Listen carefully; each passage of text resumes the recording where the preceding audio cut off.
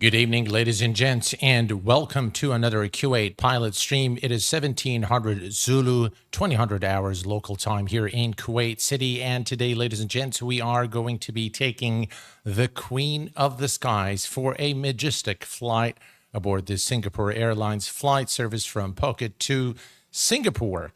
So welcome, guys. Happy Saturday to everyone. We have with us 3132 Dashi Aviation. Welcome aboard. Nate Stan, welcome aboard. Sortie Aviation, welcome aboard. Renan de Oliveira, how are you doing, my friend? Drashal, welcome aboard. Glad to have you here. It's been a long time. I hope your exams are all sorted out and everything is good on your end. Asim, welcome aboard. Good evening to you, my friend. Very glad to have you here with us this evening. Hello, Doug. Welcome aboard from Montana. Welcome aboard. Fly Bride, welcome aboard from the US of A. Welcome aboard. Hello, Dougal. Welcome aboard. Glad to have you here. And our flight today, folks, is going to be approximately 1 hour and 20 minutes. And our flight path is going to... I think I need to do more Asian routes. And I've been told to do more Asian routes. So today we are going to be departing from Phuket in Thailand. We're departing runway 09er through the Rebi 1 Alpha departure. We're going to be cruising at, I believe, 37,000 feet and arriving into Singapore, runway 02 left. The Tibu 1 Alpha is probably something we're not going to be using today. We are going to be requesting SayIntentions to give us vectors to final, as this aircraft is not capable of flying stars. So once we are near the vicinity and we've been cleared to the ILS, we'll request vectoring from ATC, and we'll see how well SayIntentions handles that during our flight. Sim Smith, welcome aboard. Glad to have you here with us this evening. All right. So this aircraft takes a little bit of time to set up, so I want to get started right away. But I just want to say before we begin that the Felis development team has been actively developing, updating, improving this aircraft. And today it is in a state where I can say that it is by far one of the best aircraft developed for X-Plane, for flight sim, and that one of the best 747 aircraft that we have for flight simulation. Felis really has done, he hasn't really done that many aircraft. So I think there is this one, there is another one, the Felis, I can't recall the name of the aircraft, but this one takes things to the next level. If you ask me if this is a study level aircraft, it is not a study level aircraft, but it is an advanced aircraft, advanced simulation of the 747 and a authentic replica of what you'd find on the real aircraft. A lot of work and development and tireless hours have been put into the simulation of this 747. That said, let's head into the cockpit. And in the cockpit, you'll see, again, something that is very authentic, something very representative of the real world counterpart, the engineer station, the panels, and of course, got some really nice features, which we are going to be taking a look at. We are going to be using the INSs today for our flight, and I'll show you around. I've figured a flow that may not be as long as the, as the real world flow. So we are going to be using that today just in the interest of time, but I will be doing all the tests so that you are able to fly this aircraft should you decide to purchase it, or if you have it already and you want to fly it. All right, so the first thing we're going to do, we're going to head over here to the electronic flight bag, and we're going to go to the payload. And if we look at the payload in our SimBrief plan, let's go ahead and bring that over here. And we're going to note the payload. So we're going to go down here to the passengers. We have 256, cargo 6.3. So let me put 6.3. Actually, 6.5 is fine. And we're just going to change the number of passengers until we arrive at the zero fuel weight, which is 202. So we'll leave that at 6.5. And let's add passengers until we are at 202. There we go. About There we go. So about 220 fuel weight, 93 passengers, not that many. And we're going to say instant board and load. We have 9 crew members, 93 passengers, and 6,500 kilograms of cargo. Forgotten the passengers. Welcome aboard. Yes, we sure did say passengers. All right. So everything here is set up. So that is loaded. And next we're going to go, why did I put that away? We need that for the fuel. All right, so we're going to go to the fuel and we're going to take in what you want is the block fuel, which is about 30,000 kilograms of fuel. So we're going to put 31. We have a lot of fuel there. So we're just going to drain whatever we don't need and get it to about 31,500. It's fine. Instant refuel. All right, so the aircraft is now fueled and the passengers on board. We are ready to go. Okay, so the first thing we're going to do is we're going to head over to the engineer station and we are going to turn on the battery switch, which is located here. Battery is on. This aircraft, by the way, has really nice sounds. We're going to head to the EFB. I like the fact that they have the EFB and near the pilot and also on the engineer station for easy access. We're going to go to ground.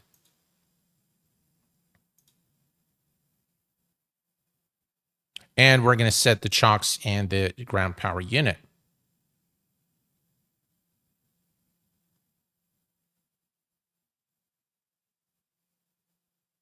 Is Nightbot not working today? Why is Nightbot not working today? That's strange. All right, let's check Nightbot real quick. Let's see why Nightbot is not working. Let's see here. All right, it's already logged in and everything's good here. So I'm not really sure why Nightbot is not doing its thing today. I'll check it after the stream. Good evening, EDC spotting. Welcome aboard. Okay, so now that we have the, I'm gonna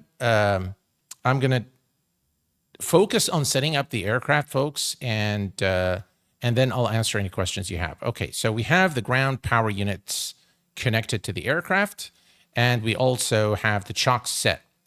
The second thing we want to do is turn on the external power.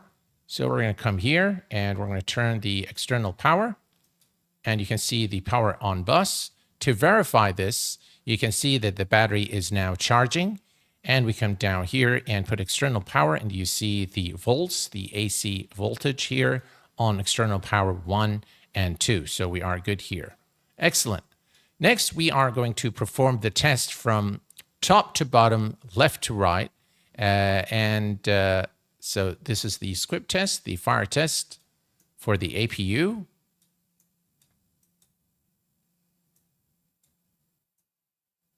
Excellent. Everything here is good. Everything on the auxiliary power panel is good. And the electrical panel is okay. And we're going to come down here and we're just going to test the gauges, the oil temperature gauges, just make sure that they are working. These are the engine gauges. We don't need to worry about them at this point in time. We're going to come up here, check the passenger oxygen is normal. And the galley power, we can turn these buses on, and we'll put the galley mode on override and the galley lav fan on auto. Galley chillers, we don't need them at this point in time. DC bus isolation is closed. Again, we have a positive charge here. The battery is charging. We're good here. Standby power to normal. ESS AC bus on normal. And coming down here, everything is good. We have 222.7 kilos gross weight for the flight and a total fuel of 31.5 tons of fuel aboard the aircraft. Okay, let's go ahead and test the gauges here, make sure they are operational. There we go. We have the test here. Excellent. Works well. We're going to come up here, and all the duct gauges here are okay. Trim air, we can open that. Humidifier is on, and the pack controls are all on auto.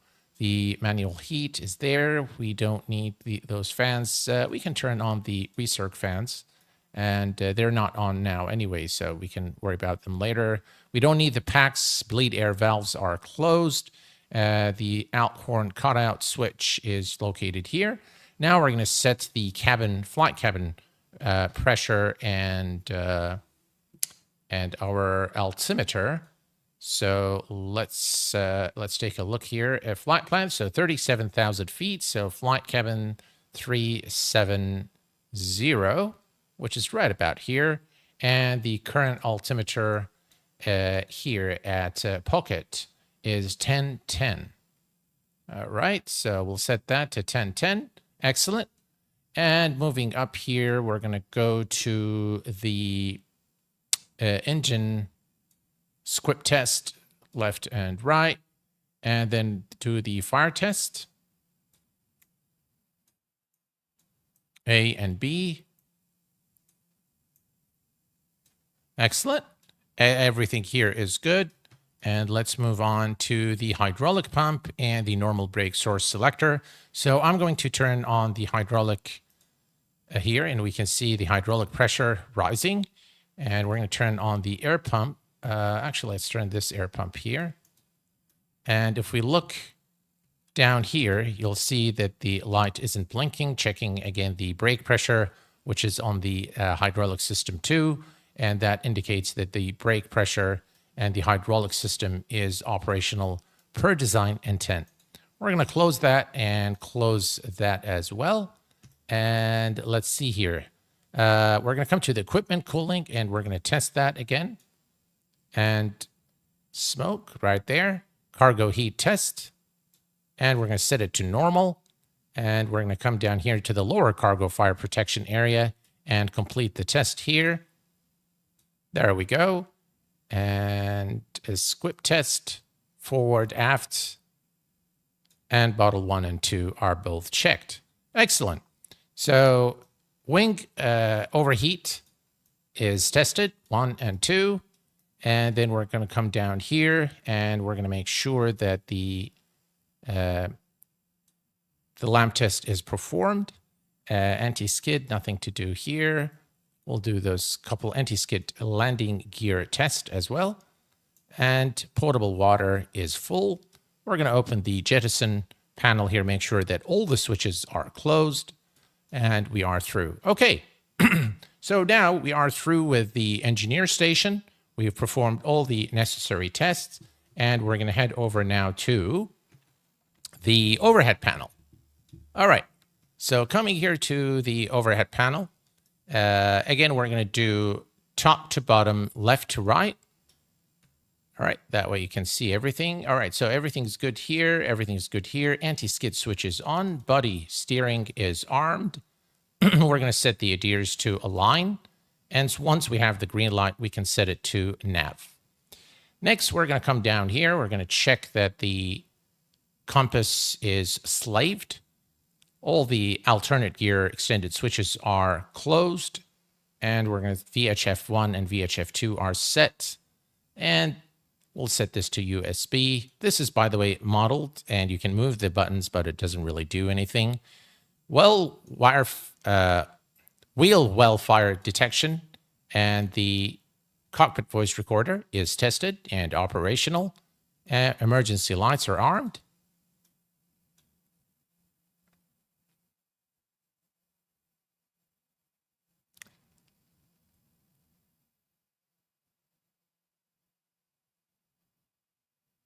Good evening. SayIntentions is in the house. Cabin crew, we have a VIP passenger with us today, the CEO of SayIntentions. Can you please make sure you say hello to him and send him his regards of Captain Sam? Thank you.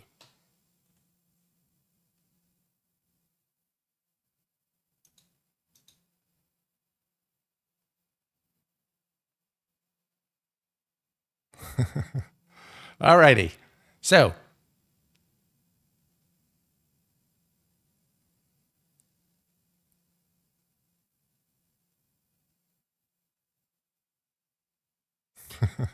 Welcome, guys. Glad to have you here, SayIntentions. Thank you very much. All right, so we have no smoking and fasten seatbelt signs on. We're going to go ahead and lock the cockpit door. And moving up here, everything here looks good. Ignition switches we don't need. Again, the compasses are slaved. Everything here is good. We'll set this on USB. Let's go ahead and turn on the radio master buses, both number 1, the essential, and number 2, and perform the stall warning test, Mach warning test, over rotation test, and then the ground wing anti-ice test is performed. Probe heat test. Excellent. And we are going to move here to the window heat. We're going to turn these on, and we can test the probe heat here and the power. And all of these check okay. Next, we're going to test the lights, make sure everything illuminates and it works okay. We're going to turn on the nav lights, and we are now pretty much done with the overhead panel. All right. So now we need to perform the tests here for the cockpit instruments. So first, we're going to test here. We do need, let me check here real quick. Yeah, I think we need an ILS frequency.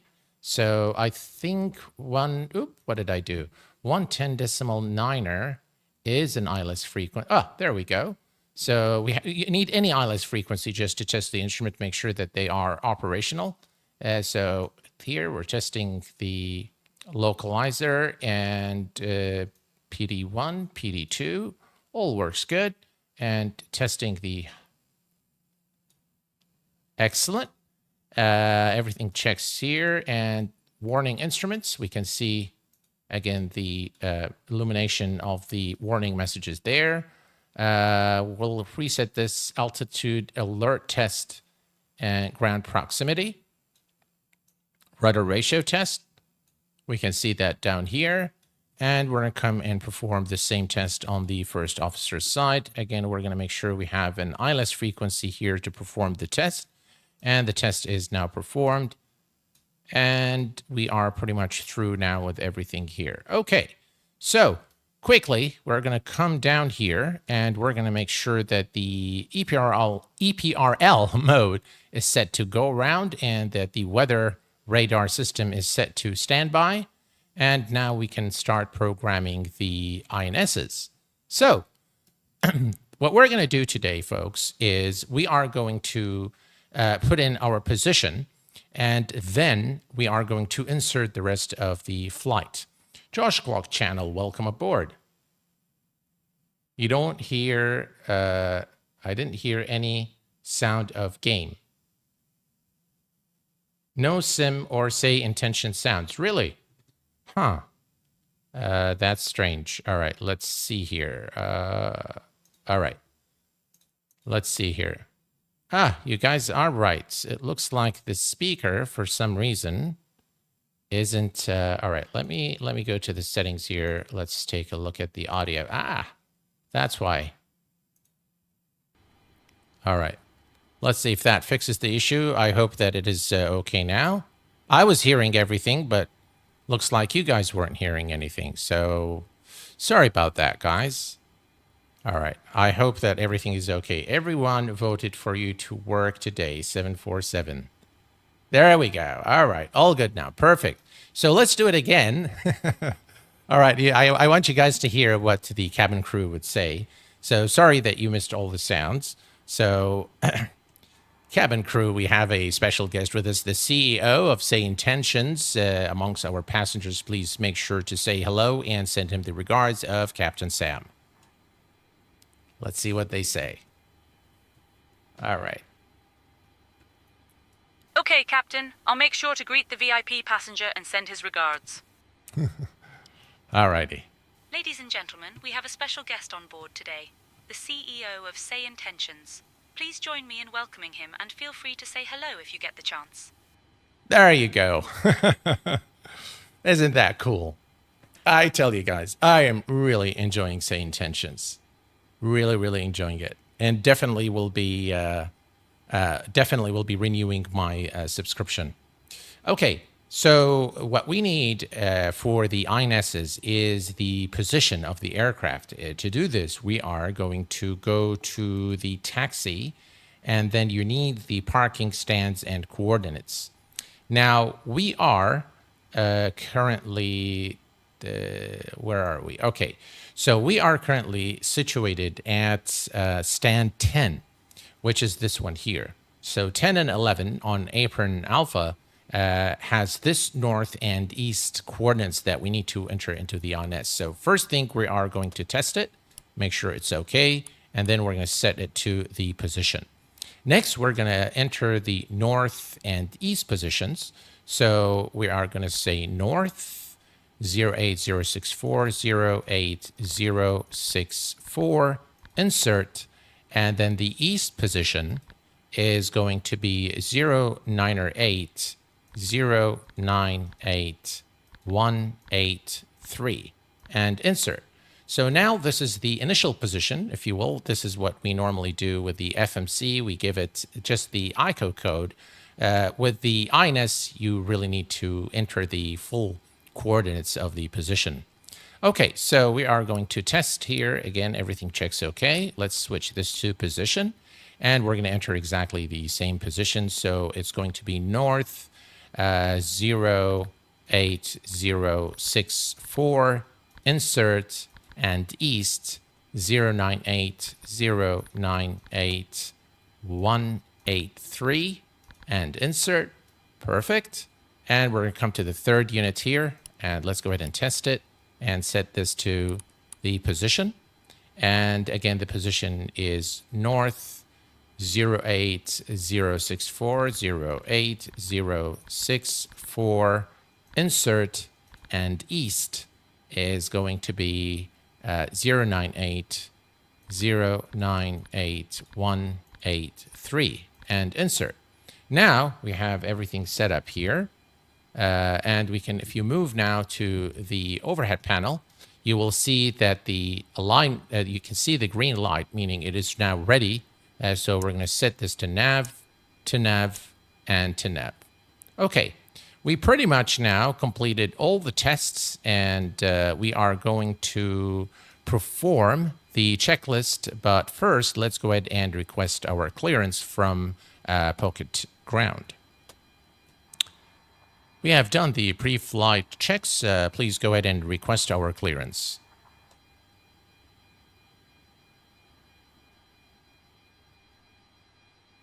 I'll get our clearance sorted, Sam. Nightbot has returned. Well, thank God. Who get clearance? Diamond 353 Romeo Foxtrot. Requesting our IFR clearance, please.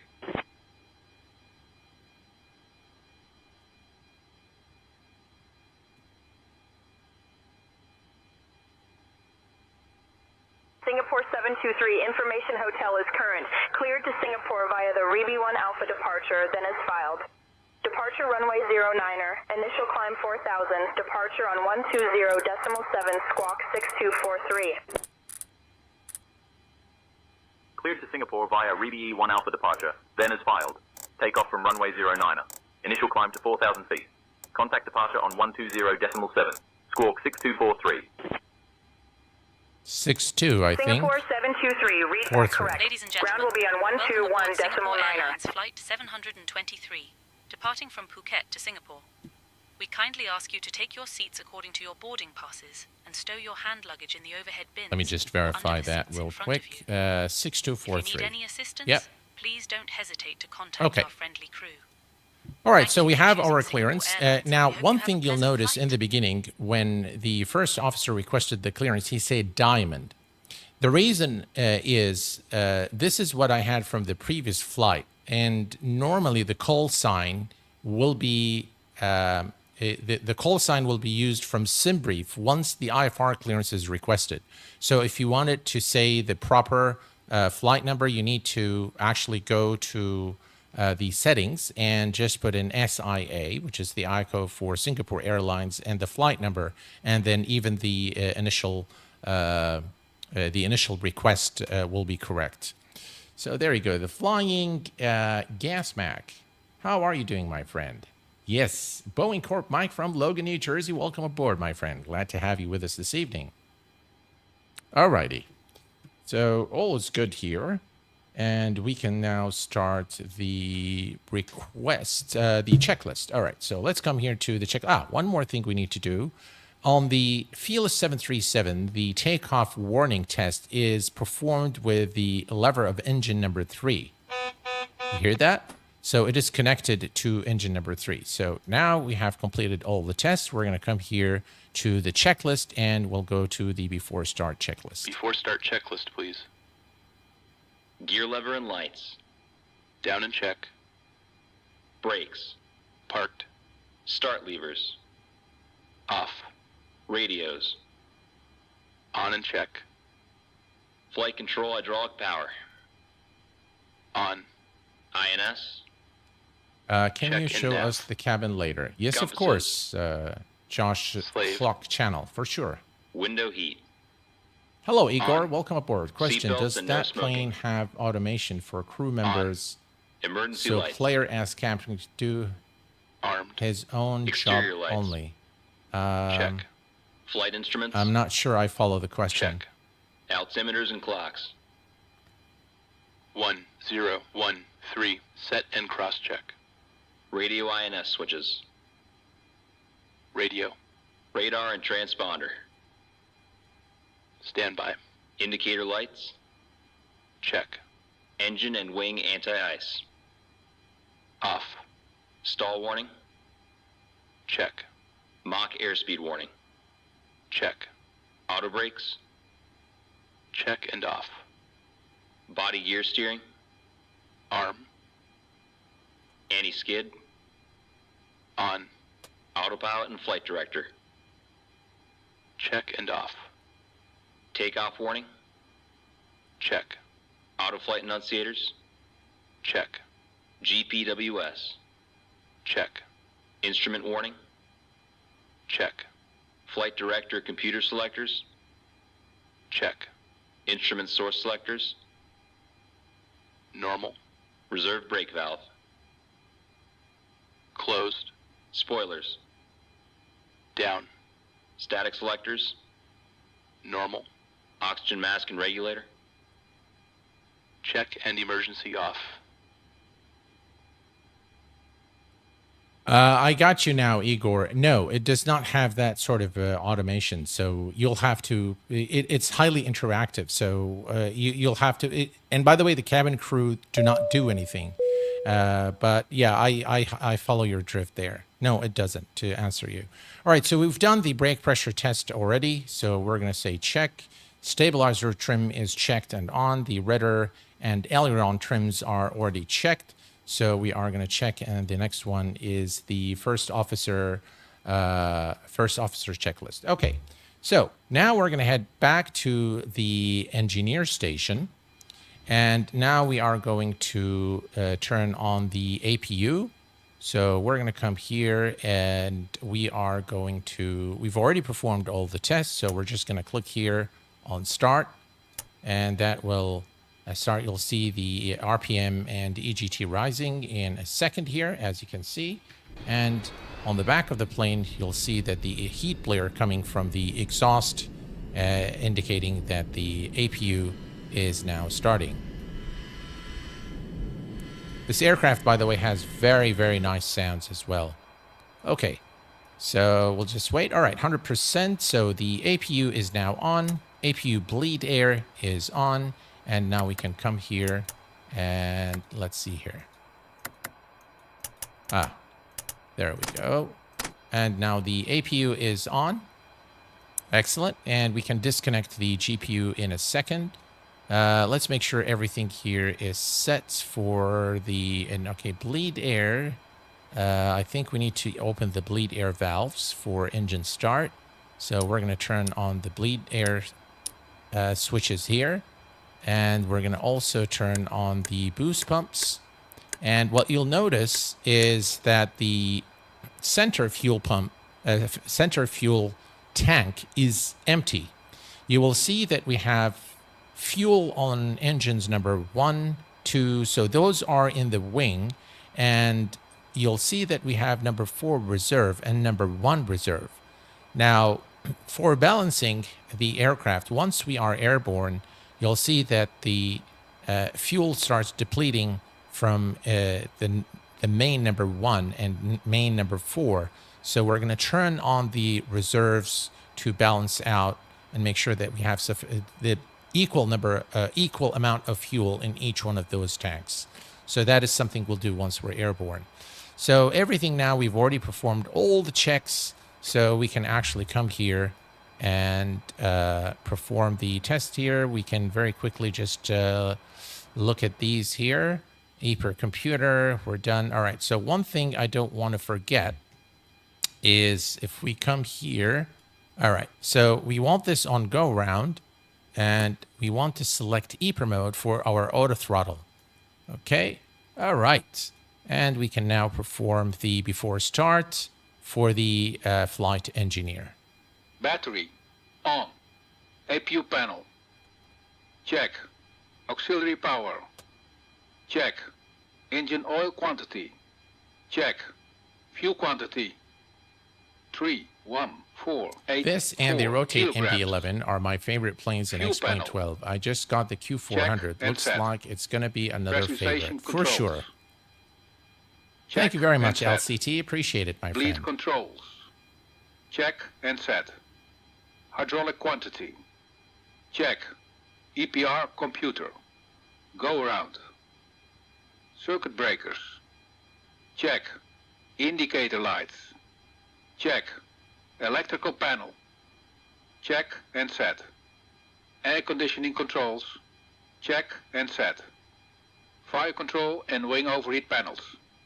Check and set. Equipment cooling. Check.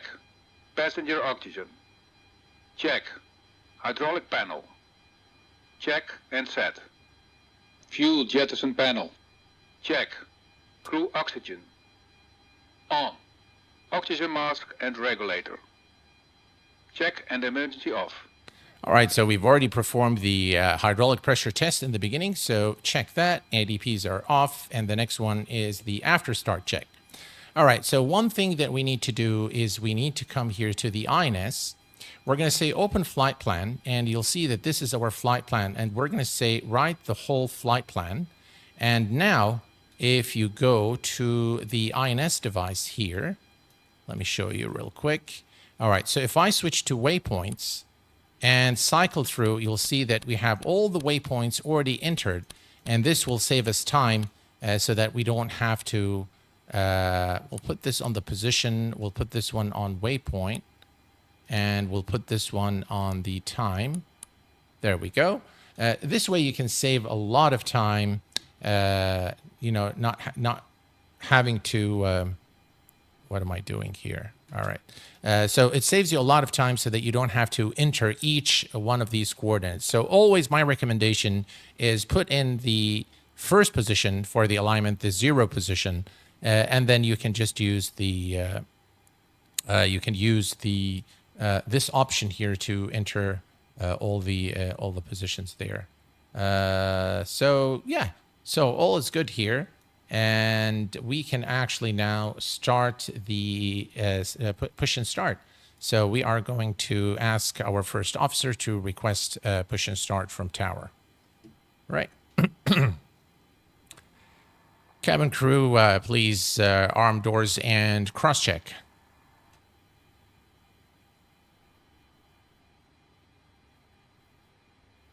Okay, Captain, all doors in flight and cross-check. All right, perfect. We are now ready to go. Please request push and start.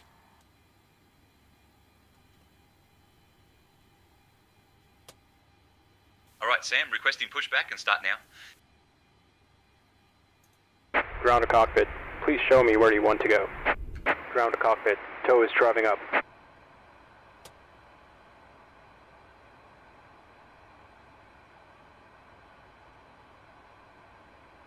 To get ground, Singapore 723, requesting pushback and engine start.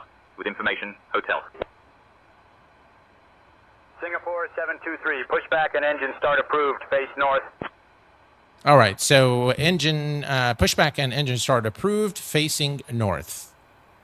All right, perfect. Japan 3004, continent control 120.5. That's the main reason not to use this aircraft on schedule without 2 and 3 other users on shared cockpit. One player can't physically share. Jobs of 3 Okay, all properly. doors and hatches are closed. Ready to connect. That is actually, there's a lot of truth in what you're saying. This aircraft is a handful to fly. It's not, it requires a huge learning curve, and there's just so many systems and so many things that you need to do to successfully fly this aircraft. But it is really an excellent aircraft that puts you in the era of, before the modernization era. Very nostalgic, I think, for pilots who flew this aircraft back in the day. And there was a real 747 pilot who flew the 200 in Kuwait Airways back in the day. I think the 200 and the 400 as well. And he actually vouches for this aircraft. He says it's you're very accurate. So, yeah, all right. So parking brake is released. Parking brake released. All right. We forgot to... Okay, let's come to ground. Cockpit to ground. Remove the chocks. Cockpit to ground. Disconnect ground power. All right, so once they are disconnected, we should be able to be on our way, and we'll start the pushback. Starting pushback, and you may start engines. All right, we've been cleared. We've been cleared to start our engines, so we're going to come here to the overhead panel. Start valves. Ready to start the engines. All right, so Ready for engine start. Okay, ready for engine start. We'll start with engine number 4. Starting engine 4. Start valve open.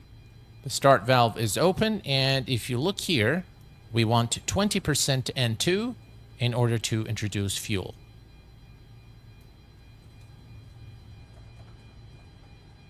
Ready 20% N2. All right. Fuel on. Light up. And now we can see the engine starting.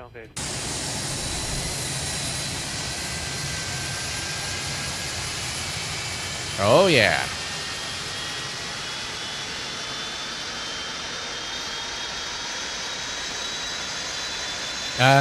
Yes, Dougal, for sure. They really vouch for this plane. Several 747 pilots, they say this is very, very accurate. Check out those beautiful looking engines. All right, let's head back to the cockpit. All right, looks like the engine stabilized.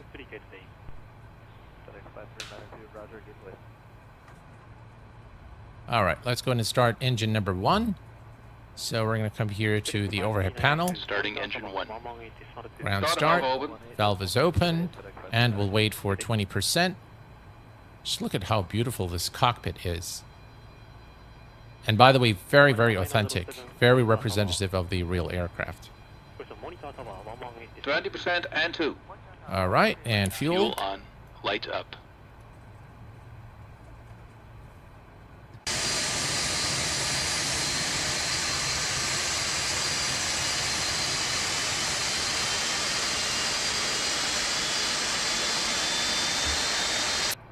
You know, folks, we forgot our beacon lights. Starter off. All right, we'll wait for the engine to stabilize.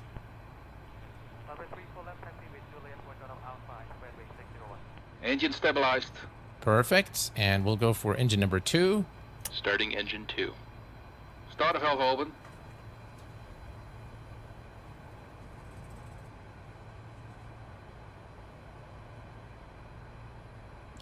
My first time introduction to the 742 was at Banff Airways. Oh, really? 20% N2.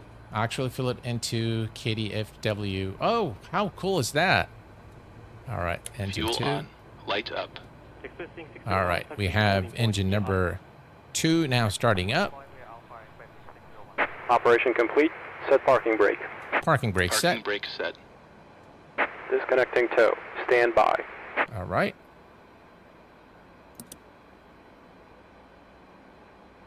Starter off. Right, we'll just wait for the engine to stabilize. Engine stabilized. Excellent. And engine number 3. Starting engine 3. Starter valve open.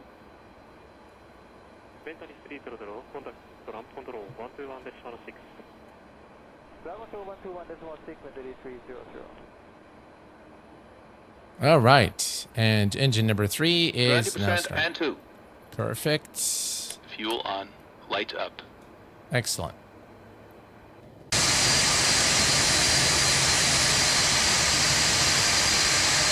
Hose disconnected and bypass pin has been removed. Hand signal on the right.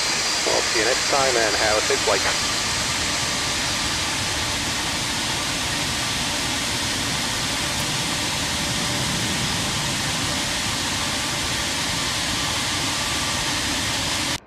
Isn't she a beauty? All right. Engine stabilized. All right, so we have all 4 engines stable now. So we're going to come here to the overhead panel. And let's see. Cabin crew, take your seats. All right. So start valve we can close now. And we're going to come to probe heat, turn this on. And we are going to go back to the engineer station. Now, in the engineer station, we are going to turn on the gen. So the power is now being supplied from the engine generators. Split brake system breaker is off. And we can turn off the bleed and turn off the APU. All right, let's see. There we go. All right, we just needed to trip that. And once the RPM is back to 0, you'll notice that the APU fault there goes away. All right, let's come over here and we're going to turn on the bleeds. Bleeds are on. And we're going to come here and turn on the hydraulic air pump switch to the auto position. And everything else is pretty much done there. All right, you can see the light is gone now and everything is in tip-top shape. Let's turn on the vent fans and everything else is in tip-top shape. All right. So before we request taxi, we are going to come here and we are going to, let's see, checklists here. All right, let's go and start the checklists. After start checklist. Flight recorder. On. Start switches. Off. Beacon lights. On. Brake pressure. Check. Start levers. Idle detent. Engine anti-ice. Off. Electrical panel. Check. Pack valves. Open. Dual warning lights. Out. Hydraulic panel. Check. Flight recorder. On. After start checklist completed. All right, the after start check is complete and we are now ready to taxi. So just give me 1 second, guys.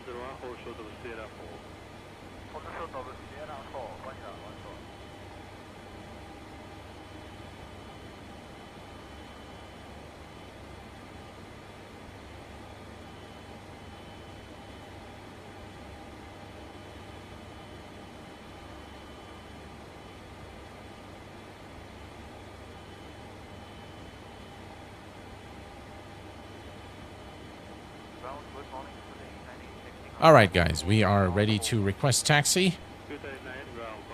Go ahead and request taxi.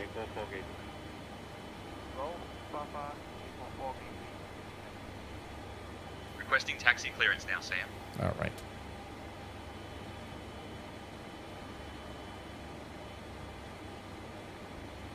Phuket ground, Singapore 723. We're ready to taxi, and we have hotel. Singapore 723, taxi to runway 9er via Tango 2, Tango 3, Tango 1, Alpha. Contact tower on 118.1 when ready for departure. Runway 9er, Tango 2, Tango 3, Tango 1, Alpha. We'll contact tower on 118.1 when ready for departure. Singapore 723. All right, we are ready to go, folks. So parking brake is released. Parking brake released. And off we go. Let's set flaps 20. Flaps 10 is fine. Flaps 10.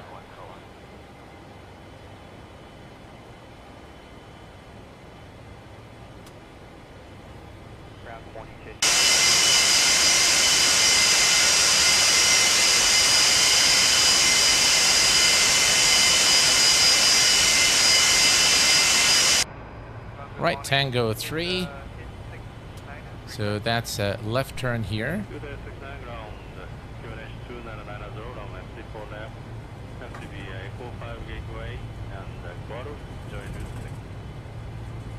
Taxi checklist, please. Flaps. Flaps 10. Cabin is ready Flaps for 10. departure, Captain. Takeoff data, EPR and airspeed bugs. Damn. We need to set that here. Ladies and gentlemen, welcome aboard Singapore Airlines Flight 723, departing from Phuket to Singapore. From Sim. My name Set is and Astrid cross-check. Hansen, and on behalf of the entire crew, I Stabilize would the like trim. to introduce our captain, Damn. Sam, and our first officer, Ali. Stabilizer Joining trim. me Set today in are my green wonderful band. colleagues, Lars, Ingrid, Rope and heat. Bjorn. We are thrilled On. to have you with us Flight today. controls. The estimated flight Damn. time is approximately 1 hour and 29 minutes. Now, let us go over some important safety information. Check. First, please ensure that Yaw your damper. seatbelt is fastened. Check. Fasten your seatbelt. Seatbelt insert the and metal shoulder fitting harness. into the buckle Check. until you Singapore hear it. 723, contact tower on 118.1. Fuel In the heat. unlikely event that we need to Switching use to the tower oxygen on mask, 118.1. And Singapore go straight. 723. Set. Flight pull the engineer mask and pilot towards panel. you to start the flow of oxygen. Check. Place it Aft over your cargo nose heat. and mouth and secure Normal. it with the elastic band. Seatbelt and shoulder harness. Remember Check. to put on your own Taxi mask checklist before completed. assisting others. All right, so the taxi checklist is completed. There are a few things that we Please take forgot, a moment to locate the nearest emergency but exit. I managed to do them There are while we 4 were exits on taxiing. this Boeing Uh, 747-200B. Parking brake set. All right. At the front, So, by the two way, at with the rear. Boeing 747, you need to have your toe brake Lights will guide you to pressed the and exits. then If we need to engage the evacuate, brakes. please leave Okay, all belongings so behind and now follow we the can do crew's the instructions. before takeoff checklist. Additionally, life vests are So located under the your packs seats. are off. To use them, pull the vest So out, let me place it come over over your head, here pull the straps and around your turn waist. those off. Inflate the vest by pulling the red tabs Okay. or blowing into the tubes. And what else? We will Let's be go cruising at to an the altitude before of takeoff 37,000 checklist. feet. And the Checklist weather in here. Singapore Next is currently one. 26 degrees Before Celsius. takeoff, icing configuration transponder. We After need our to meal set to service, we will TARA. also be offering items from the Singapore Airlines shop, so keep an And eye out for that. ignition, we need to Thank you set for your that to attention, flight and we start. hope you have a pleasant Now, flight. one thing I'll tell you guys about. So, flight start for all the engines here. Flight start. Now, the body steering needs to be turned off for takeoff, okay? So, this is here, body gear steering. And you need to disarm it. And if you disarm it, you'll not be able to turn the aircraft. So, we will just ignore that one for now, and we'll turn it off before takeoff. So, let's go to start. Before takeoff checklist. Icing considerations. Check. Cabin alert. Check. Transponder. Check. Ignition. Flight start. Body gear steering. Damn. Yeah. So this is the body gear steering. We need that still to make the turn into the runway. So we'll just say check for that. Back valves. Closed. Pressurization mode selector. Auto. Fuel boost pumps. On. Cross feed valves. Check. Before takeoff checklist completed. All right, the before takeoff checklist is now complete. We're going to turn on our flight directors. We're going to switch this to INS, and we're going to switch this to INS as well. And let's go ahead and request our takeoff clearance. We are ready to go. Please request takeoff clearance.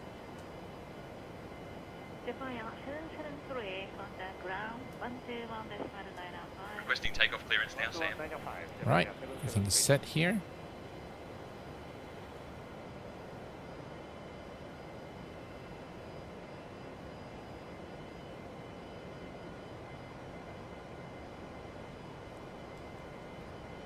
Phuket Tower, Singapore 723, holding short of runway 09er, ready for takeoff. Singapore 723, heavy, Phuket Tower, runway 09er, wind 080 at 4, cleared for takeoff. All right. Runway 09er, cleared for takeoff. Singapore 723 heavy. All right, we are cleared for takeoff, runway 09er. Our initial climb is 4,000.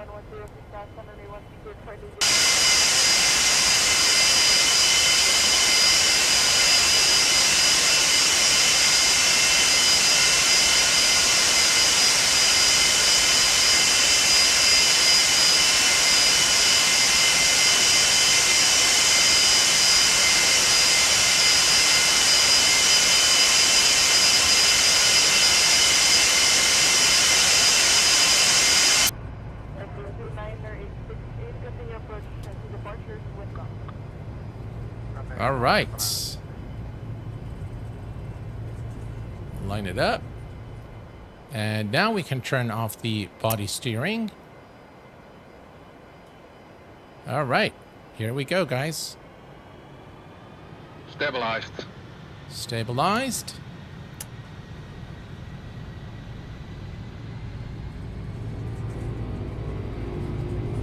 And off we go. Thrust set. 80 knots. Check. Thrust hold. V1. Rotate. Rotate.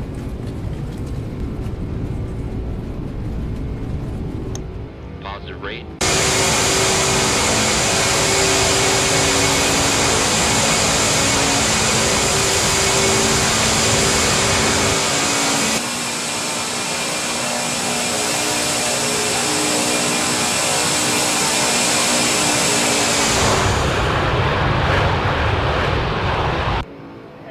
All right. Beautiful departure here out of Phuket. Contact departure on 120.7. Switching to departure on 120.7. Singapore 723. Right. We are going to engage the autopilot.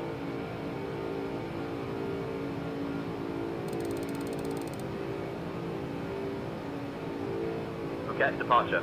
Singapore 723, afternoon. Climbing past 1,000. Singapore 723, heavy Phuket departure. Radar contact. Climb flight level 200. 1,000 level off. Climb flight level 200. Singapore 723 heavy. Right, 200. And we can retract the flaps. Flaps up.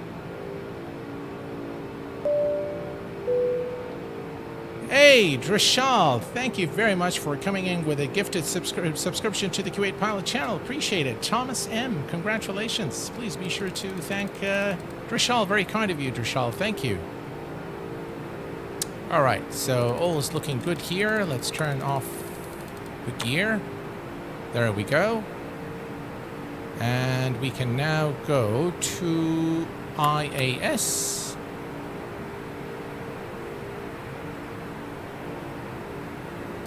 All right, and we'll keep it there. We'll let the aircraft do its thing.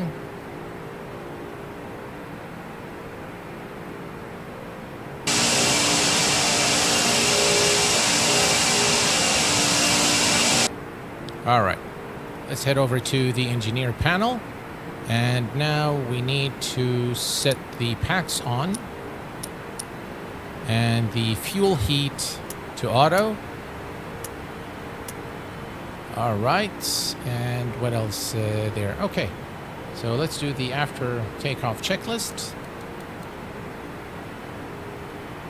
After takeoff checklist. Gear lever. Off. Landing and logo lights. Damn. Off. Ignition. Check. Seat belts and no smoking sign. Check. 10,000. Pack valves. Open. Fuel heat. Auto. After takeoff checklist completed. All right, the after takeoff checklist is Singapore complete. 723, climb flight level 280. All right, we've been cleared to 280. We are pleased to inform Climb you that flight the use level of 280. electronic devices is Singapore You may now 723. switch on your devices, but please ensure that they are set to There we go, flight. 280 set. Also, just a heads up. And after we can our set this service, to offering standard. items from the Singapore All right, Airlines it's already shop. set. Thank you for your attention and enjoy the flight.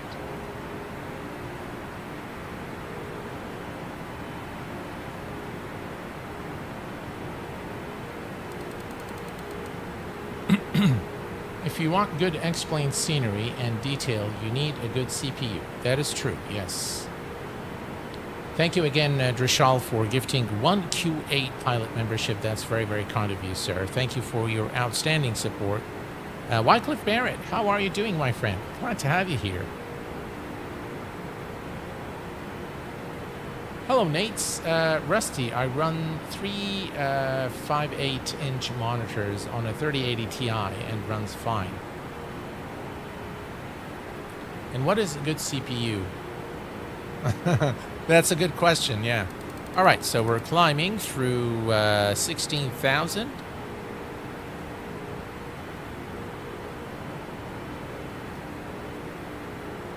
Cabin crew, how are our passengers doing in the back? And while you're at it, once the fasten seatbelt signs are turned off, please bring some coffee to the flight deck. Thank you.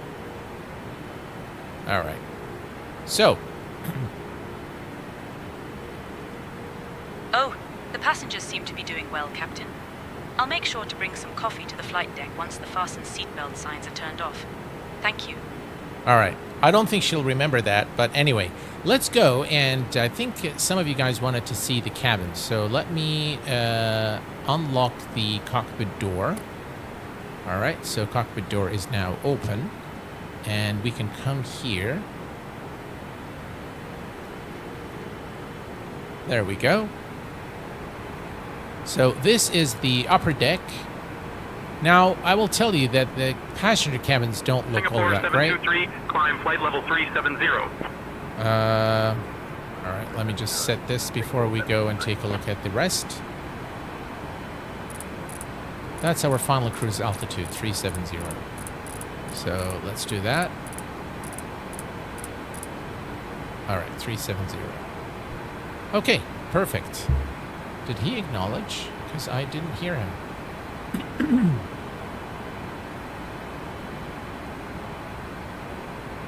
Looks like he did. Okay. All right. So let me show you the cabin. So this is the upper deck. And as you can see... Singapore 723, contact Bangkok Control on 125.7. it's all right. Switching to Bangkok Control on 125.7. And going down the stairs. Singapore 723. You have some wine. And you've got your economy seats there. Or maybe this is business class. I don't know. They look different from the ones in the back. So there you go. And this is the economy seats. Let me show you the wing view. There from an economy seat. I mean, it's not a bad cabin. Singapore 723, afternoon. Climbing through flight level 220 to reach flight level 370. Singapore 723. It's not that bad. Bangkok Control identified.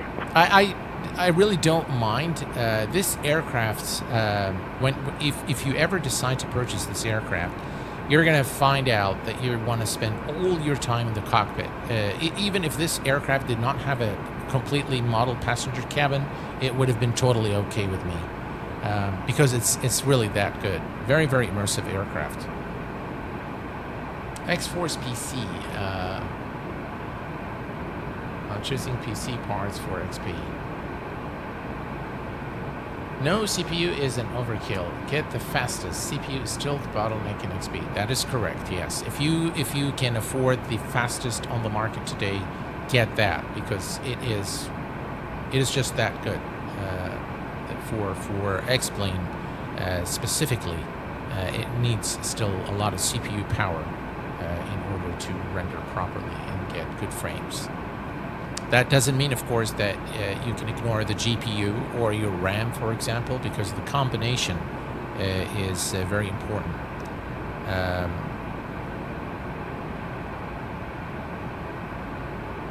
Or you could just, go over my about section and just get whatever I have.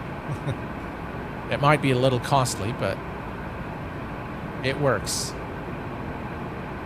Cockpit detail is awesome. Yes, it is. There. Just really, really very, very nice cockpit. And everything, every little button and switch functions properly. Now, the circuit breakers on this aircraft are not modeled. They are modeled visually, but they are inop, so they don't really do anything. But, yeah, I mean, look at this. Just beautiful. All right, let's release the passengers. The captain has turned off the fasten seatbelt sign. However, we always recommend to keep your seatbelt fastened while you're seated. In a few moments, the flight attendants will be passing around the cabin to offer you hot or cold drinks, as well as a light meal. Alcoholic drinks are also available at a nominal charge. Now, sit back, relax, and enjoy the flight. Thank you. Ah, you can move the seats. What did I do?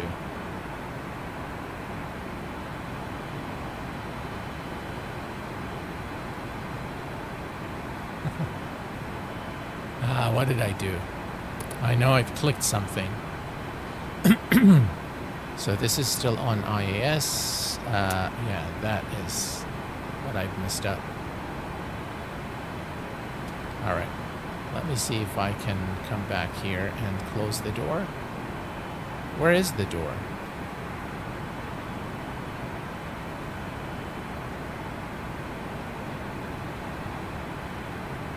There we go.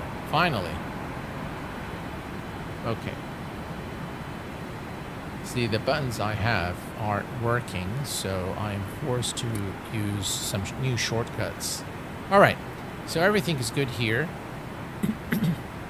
And we are just at 31,000 feet, getting to our cruise altitude. And by the way, we should have put this on climb. There we go, climb.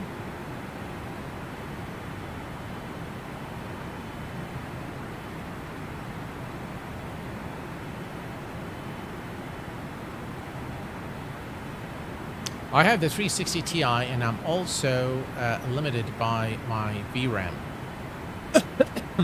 Yeah, that could be, it could limit your VRAM for sure. But my previous experience is 20 FPS with 720p on an iMac. Oh, that is agonizing.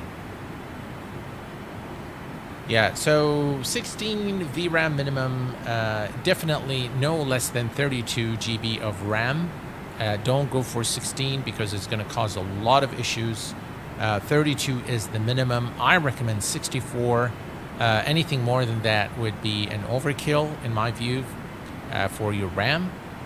The CPU, the faster the better. So just watch for those CPUs that generate a lot of heat, and make sure that you have proper cooling as well. Very, very important. So the entire ecosystem needs to work properly. When you buy a new PC, especially if you want a high-performing PC, you need to really purchase quality parts for everything. You need to have a good motherboard.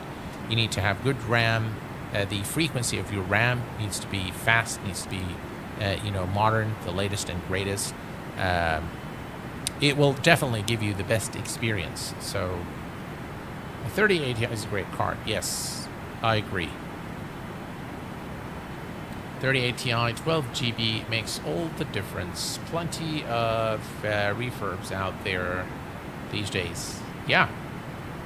Hello, Mr. Venn. Welcome aboard. It's been a while.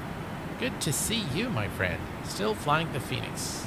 I won on your Steam. Still love it. Oh, how cool is that?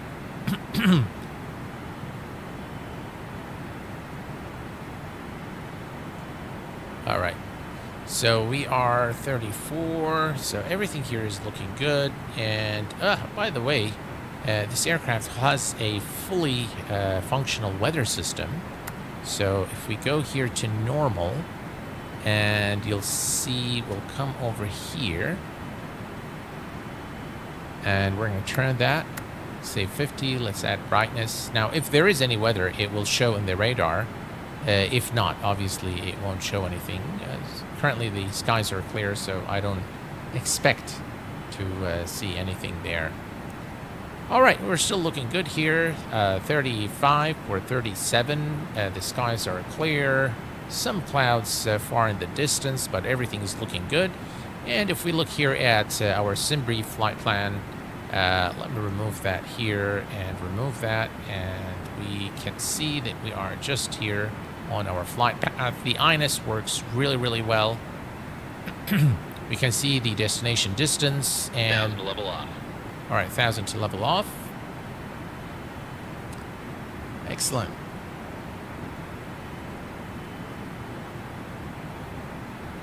All right, looks like we have some clouds now.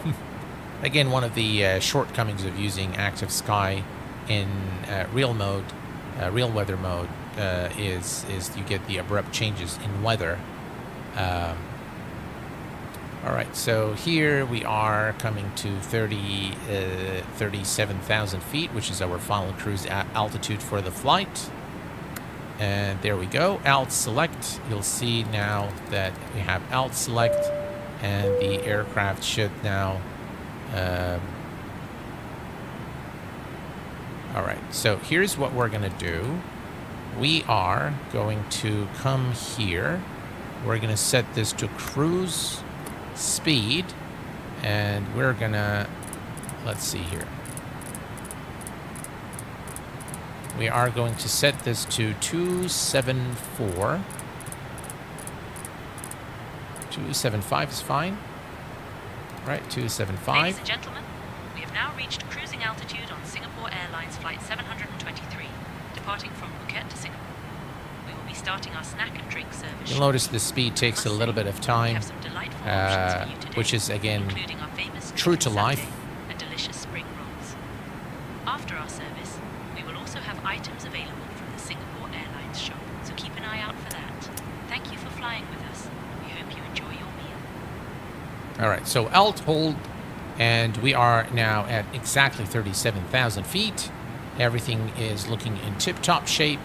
We're going to come here. You can see here that the fuel is less in these two tanks, so we're going to open the reserve tanks here, and we're going to let the fuel flow into number 1 and number 4. Excellent.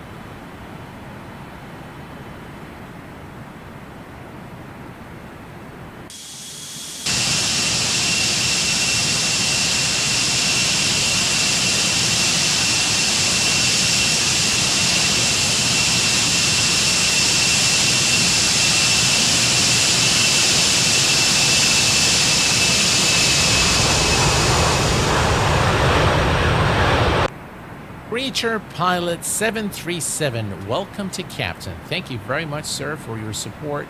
Very much appreciated. Thank you. Very, very kind of you. Thank you, sir.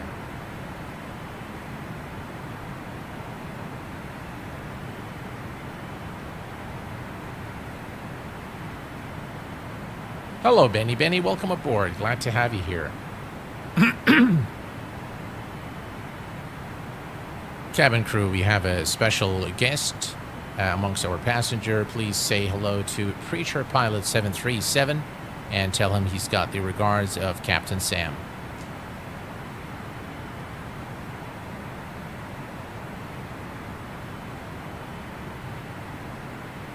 Ladies and gentlemen, We have a special guest on board today, Preacher Pilot 737. Please join me in welcoming him and feel free to say hello if you get the chance. Captain Sam sends his regards. I love SayIntentions, guys. Gotta be great. Hello from Florida. I used your X-Plane 12 settings video today. As always, great job. Thank you very much, Antonio. Glad you made it to the stream here this evening. And I will be making a new video very soon coming out on how to improve performance in Microsoft Flight Sim 2024, followed by X-Plane as well.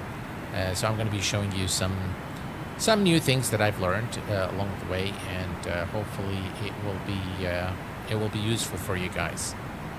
All right, so all is looking good here, and this got to be really one of the greatest historical aircraft created for flight sim. I love the oldies. I really, and the texturing is really of the highest order. I mean, look at the details there. I mean, this aircraft is really done very, very well by Felis and the team, and it checks all the boxes from the documentation, from the fidelity of the textures, the sounds, the depth of system simulation. It's got its own built-in INS systems.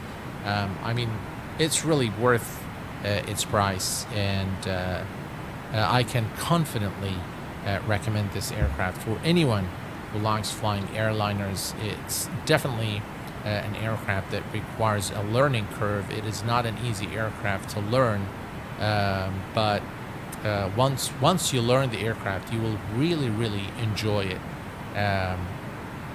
So highly recommend it, really. If you like airliners, there's nothing better than the Queen herself. Yeah.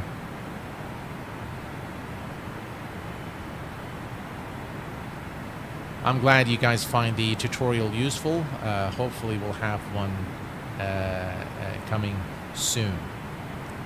Ask SayIntentions about your channel. I asked them about mine on the last stream, and it knew what my channel was about. Really? All right, let's ask them. Let's see. Hey Astrid, have you heard about the Q8 Pilot channel on YouTube? Can you tell me anything about it? Let's see what they say.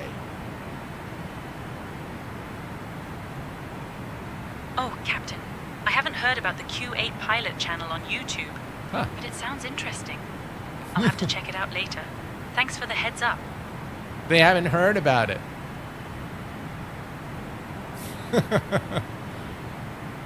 Well, she's from Norway, so blame it on that. Yeah, interestingly enough, I was looking over my stats, the channel stats, and definitely the channel has been getting a lot more views, and people are watching longer, which are very encouraging signs for any content creator. But what's interesting is in the past 9 years of making content, almost actually 10 years this October, the funny thing is the #1 countries where I've gotten my views from were US, #1, the UK, #2, Germany, #3. And those, they've actually kept the ranking as such for the last 9 years, coming on 10 now. So very, very interesting when you look at these stats and look at where where your audience is coming from. Popularity level just went down. Yeah. Hey, I'm from Norway. Careful what you say now.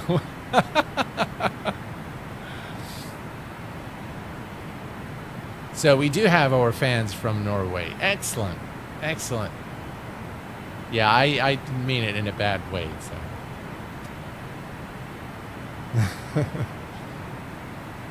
Astrid, come on. Yeah. Singapore Yeah. 723. Contact Lumpur radar on 134.3. I find looking at the Switching to YouTube radar on is quite interesting. 134.3. Singapore 723. It is very insightful, yes. Oh yes, you are super famous in Norway. Oh, really? That's good to know. Lumpur radar, Singapore 723. Good afternoon. Maintaining flight level 370. My son has Norway on his bucket list. It's one of the countries he wants to visit. So, it's a beautiful country. Yeah. If you guys know Captain Kitten from Threshold, he's from Norway. And he's shown me some pictures of his house, the backyard of his house. And his house actually looks over the sea. And it's just a remarkable view overlooking the beach with all the rocks. And his house is situated in a very nice area. It looks absolutely gorgeous. It's very, very nice. Would love to visit Norway one day. A beautiful country from what I have seen. Yes, absolutely. Absolutely. All right, so we do have some clouds.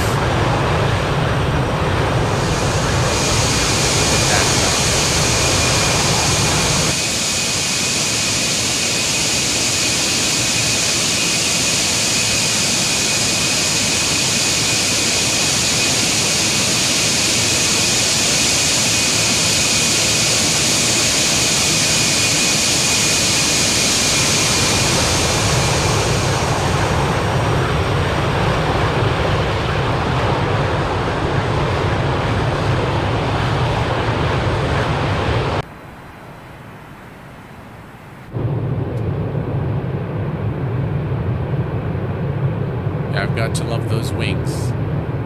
You know, I used to, British Airways used to fly the Kuwait-London Heathrow route on a 747-400, and I was always amazed at the wings because they weren't that big, at least not from the, not from the window, from the passenger window. They looked actually pretty small.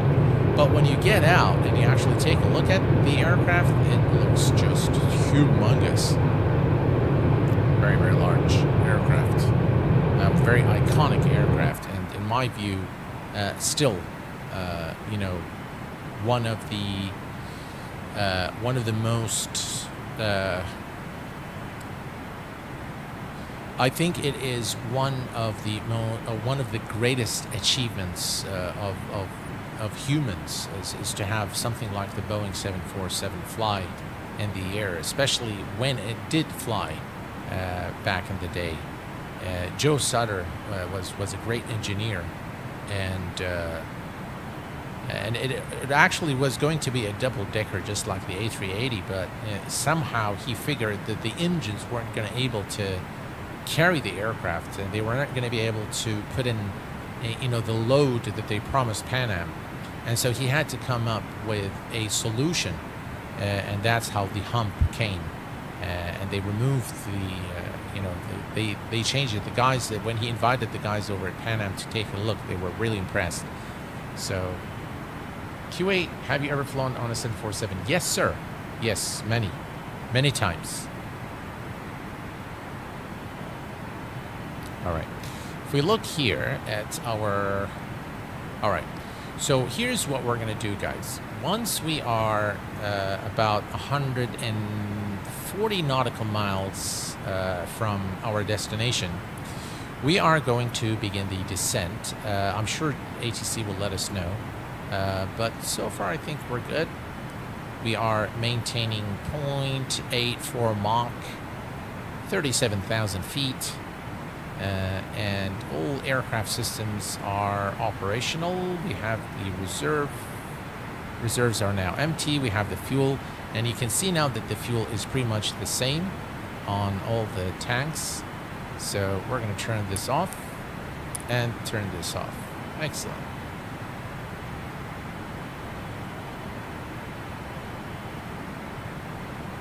I wonder if these switches work. They actually do work. Oxygen regulator. I didn't actually know that this actually existed. So oxygen is on normal, emergency normal, and we can test it as well. Yeah. It's not something that you'd normally, test out, but it is there. Yeah. Perfect. I do like the checklist that comes with this aircraft as well.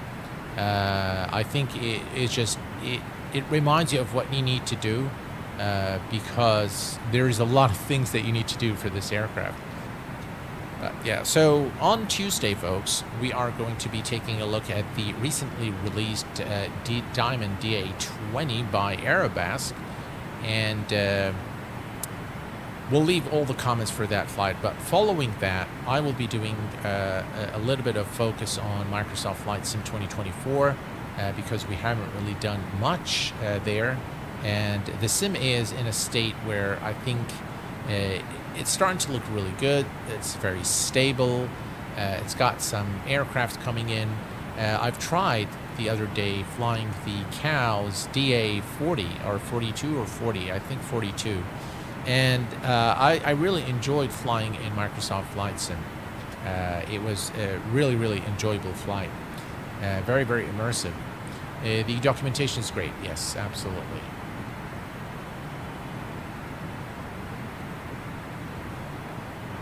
Oh, wow, Dougal. I'd love to do that.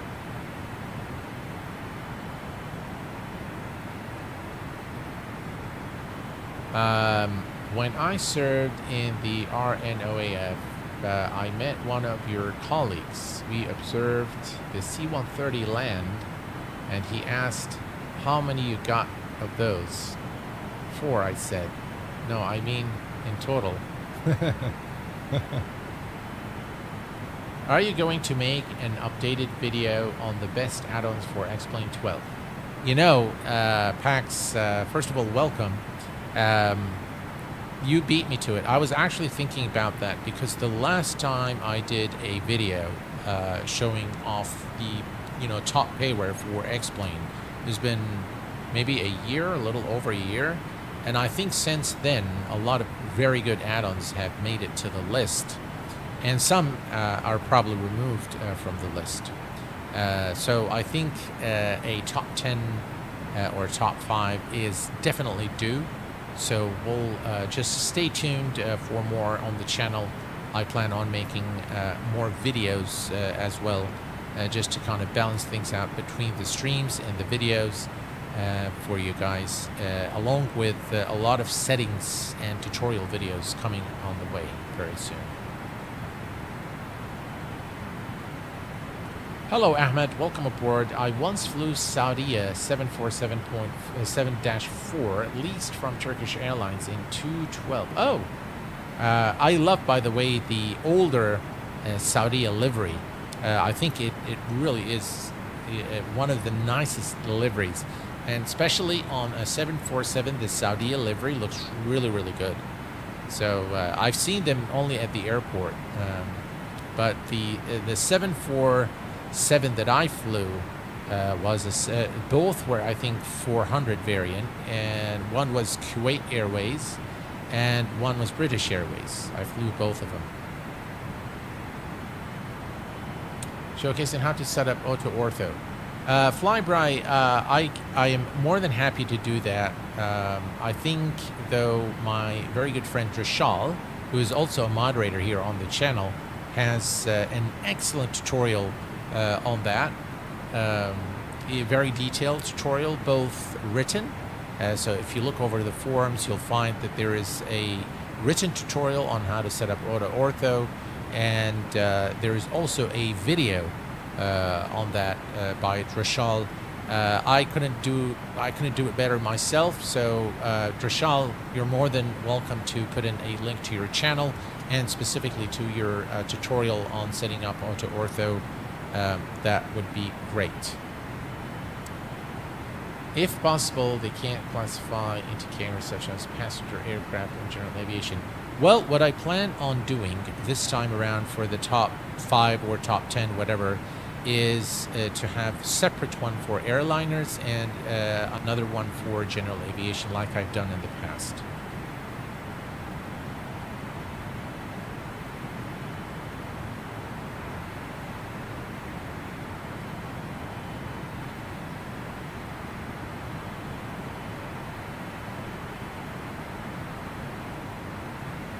This cockpit looks so good. Yeah. All right, let's see where we are. All right, we're making the turn here to Anbeck. So I think once we reach Victor Bravo Alpha, I think we'll hear from ATC. They will let us know if we want to descend, and that we should probably expect it in 20 minutes. So we're not too far from that. You can see also, if I move this here, so you'll see descent to destination 900. So we could begin the descent at 1,000 feet per minute, but that's too soon. So I love Navigraph charts. Look at that, indicated airspeed. You know what would be really nice of Navigraph to do is to add something like the streamer tools, like Volanta, where you can actually put a strip here. It shows all the flight details. For streaming, what I found is that most folks like a cleaner screen. They'd like to see what's going on the screen, as opposed to, you know, having so many things, you know, here and down here. I know some of you do like the strip, but most of the guys that I've asked, they said they prefer not to see anything. They just want a clean screen. So that's what we'll do. All right, looks like Nightbot has decided to work again. Very glad. Thank you very much, Drishal, for sharing your tutorial with the community. I appreciate that. Streamer tools would be amazing on Navigraph. Yeah. Preacher Pilot 737.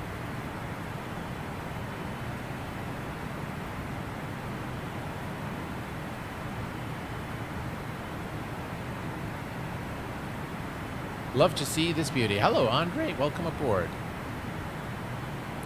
One of the forums I saw, I think it's on the ABSIM. So they were actually discussing me. I was the subject of that thread.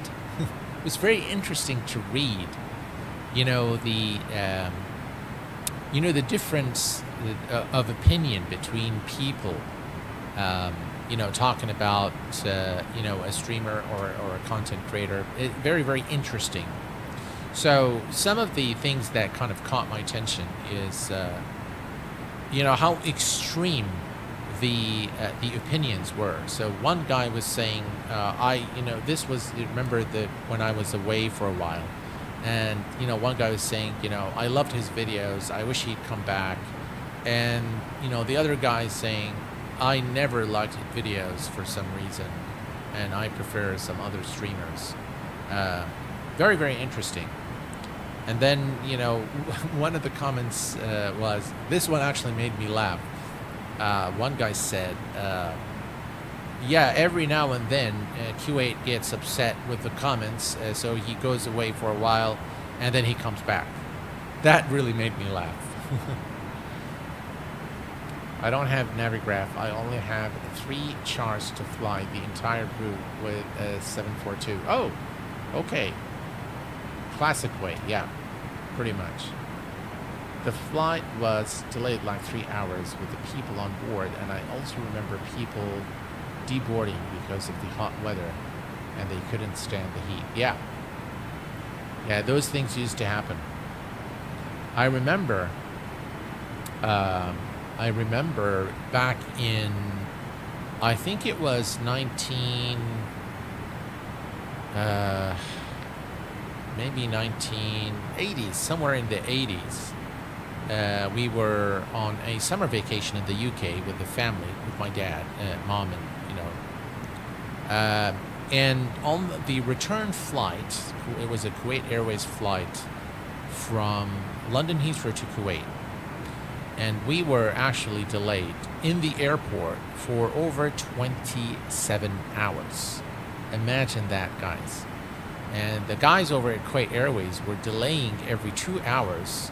So when we went to the airport, we checked in our luggage and they said there will be a 2-hour delay. And just like 15 minutes before the 2 hours elapsed, they said there is another delay of 2 hours. And then they said 3 hours. And they kept delaying and delaying. And by the time we got on the plane, people got really testy and, you know, we were really tired. Obviously, you know, you're for a full day at the airport. And finally, they got us on the plane, and they said the plane will depart 2 hours from now. They were ready to go and have a fight with the captain. It was a disastrous day.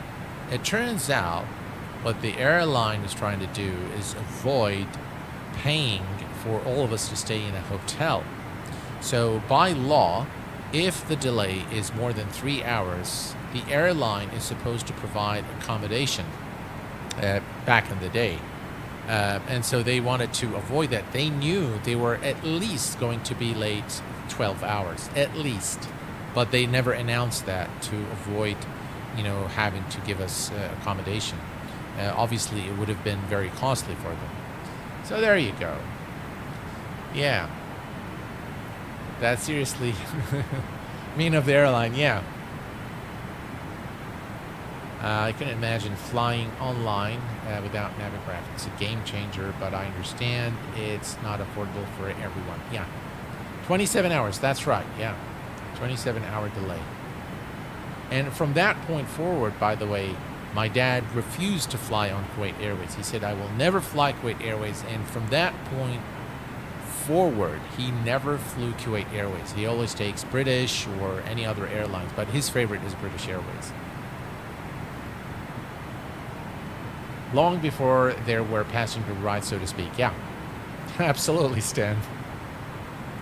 A pleasant surprise came from a friend of mine who lives in Fresno, California, and she was actually very upset that I didn't show up last in 2024 for the expo, because I was supposed to swing by Fresno with my son. She was pretty upset with me, but yeah, what to do. Thanks for sticking with X-Plane 12 and keeping great content coming. A lot of streamers I watch have switched to MSFS, which is a great sim and all, but it makes those who stay on X-Plane 12 that more dear to me. Well, I'm very glad, Andre, that I'm dear to you. And X-Plane is how this channel actually started. I started making very simple tutorials for X-Plane. And this is, I think, a big part of the reason why I have a lot of affinity for it.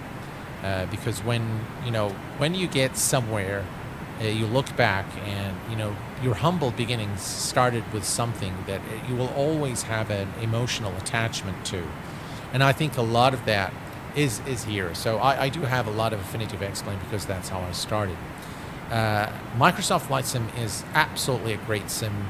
It looks absolutely gorgeous. I did a flight from New Zealand, from Queenstown to Wellington, and I tell you guys, I thoroughly enjoyed that flight. It was very immersive, it was very nice, it was without glitches, it was just really excellent.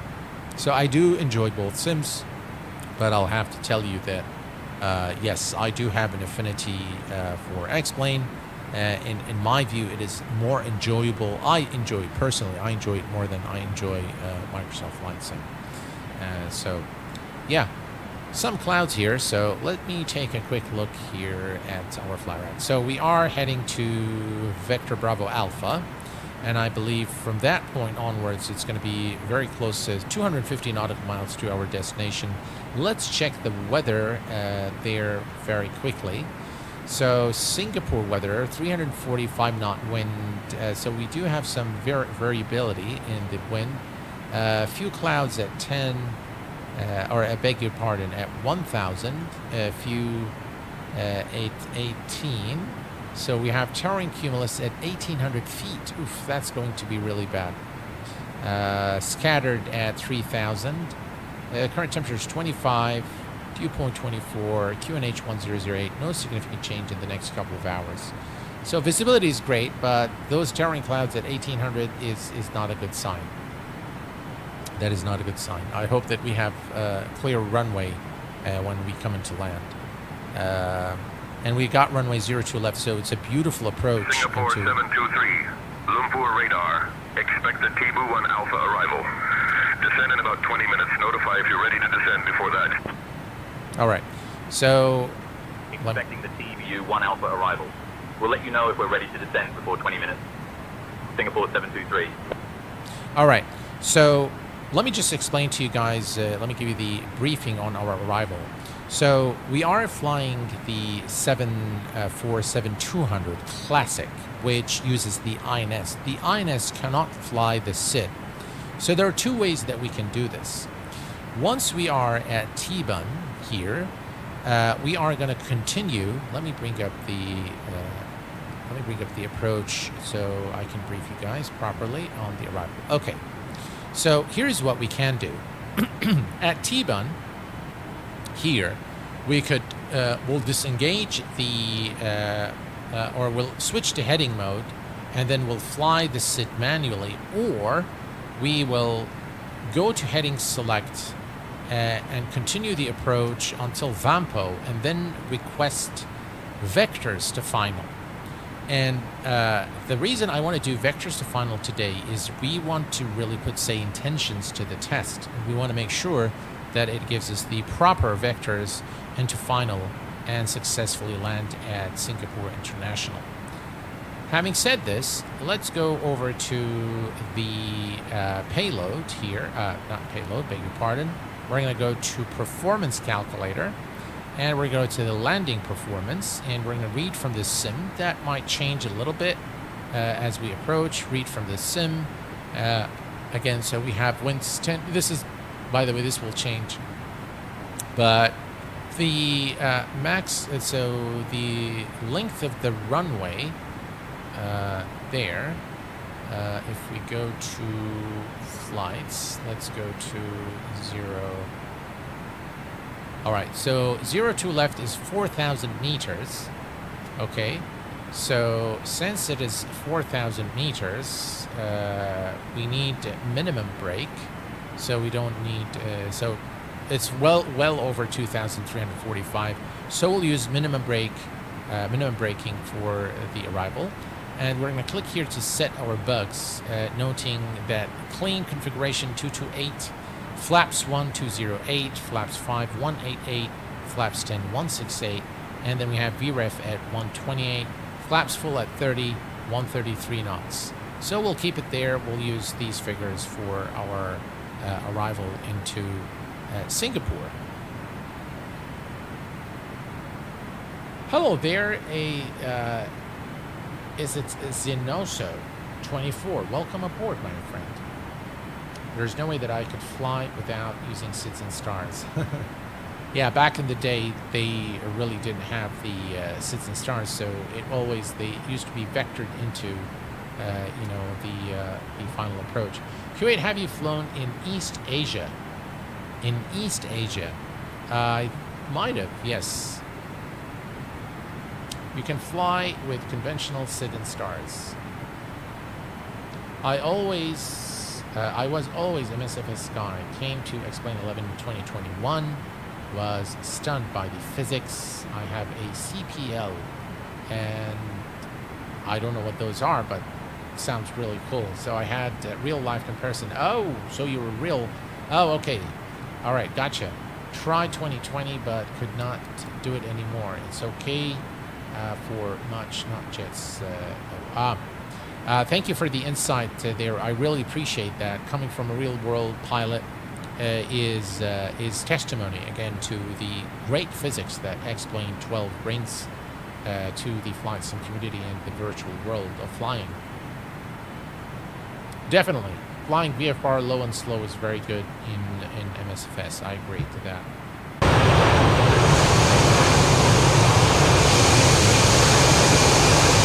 How about that for clouds, guys? They look very nice, don't they?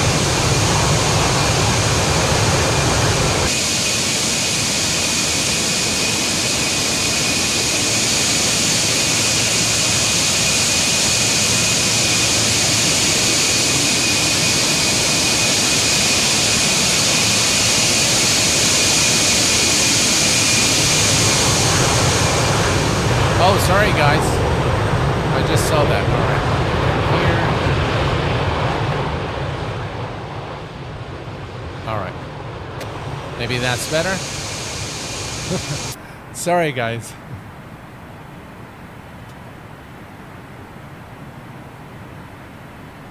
Sorry, Dougal. Sorry, guys. I just turned it down. Yes, much better. All right, perfect. Her Majesty, yes. Sorry, guys.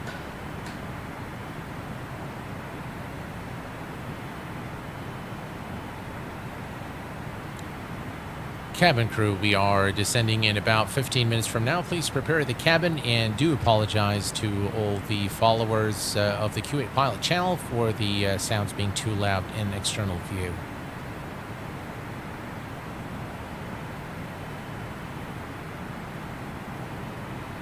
Okay, Captain. I will prepare the cabin for descent and apologize to the followers of the Q8 Pilot channel for the noise. Thank you.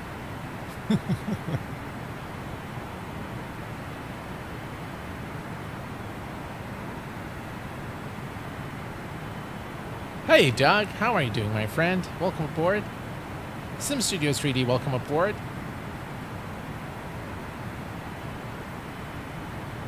Alrighty. So let's take a quick look here at where we are. And we are approximately 198 nautical miles. So here's what we're going to do, folks. We will begin our descent at maybe 150 nautical miles. So in about 40 nautical miles, we'll begin our descent. And I believe they're going to allow us to descend at our discretion. So they are not going to give us a flight level. So we are going to descend to 3,500 feet, which is the platform altitude, 3,500, and then 2,500 at Akipo. So we are going to take a note of that. We will descend all the way to 3,500 unless instructed otherwise by ATC. And now you've been briefed. And of course, we are going to continue after T-Bun and request vectors to final from ATC once we are ready to make the turn and intercept the localizer. Let's go ahead and set up the ILS frequencies here. We have 110.9er and the final approach course is 023, 110.9er. So that's 1.9er.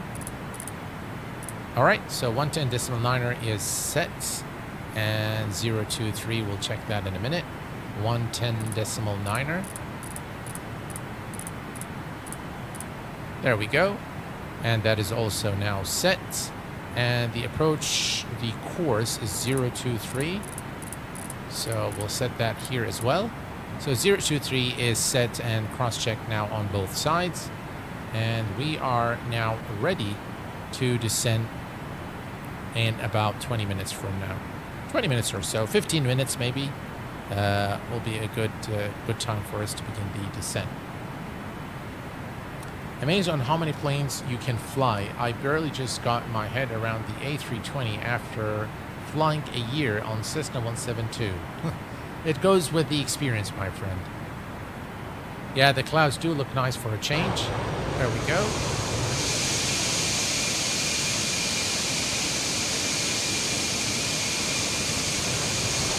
Pretty cool, huh? Look at those engines, guys.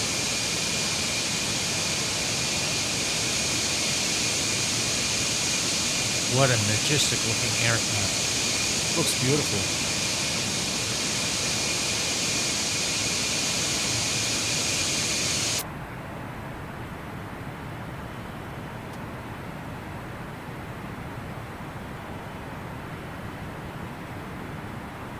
Sorry, Doug. Yeah.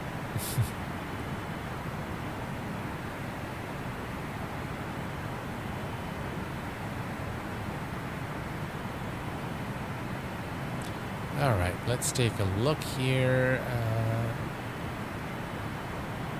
Yeah, things will change obviously a little bit. So we'll get that once we get closer. We'll, click here again. It won't change much, but the 737 is a sensitive aircraft, so we do want to get as close as possible to the speeds.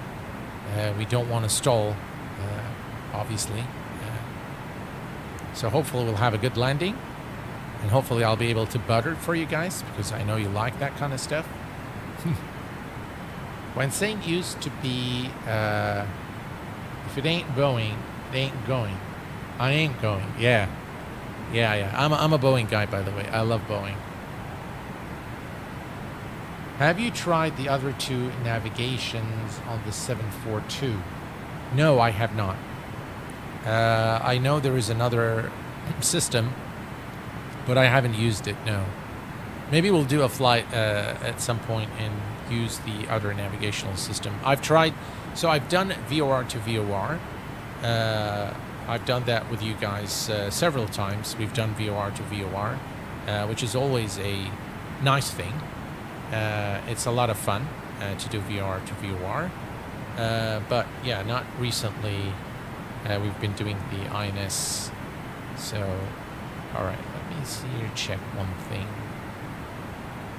It's not giving me the heading.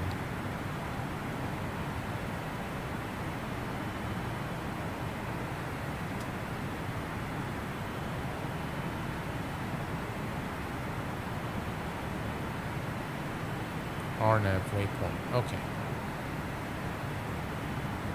Where are we now? Okay, we are right there. All right, we are approximately 164 nautical miles from our destination. So let's go ahead and request, you know what, let's wait just a little bit further and then we'll begin the descent. Maybe in 13 nautical miles we'll begin the descent. Oof, look at the clouds. What happened here? I mean, those clouds look pretty nice, don't they?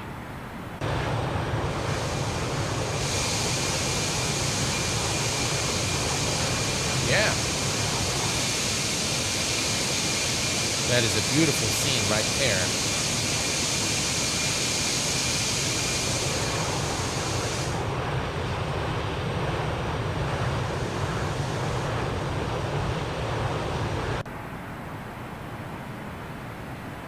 Are those default clouds? Yes, those are default clouds, but we're using active sky for generation of weather. Amazing to watch, but seems to be complex for me. But that 777 version 2 looks beautiful, though. Yes.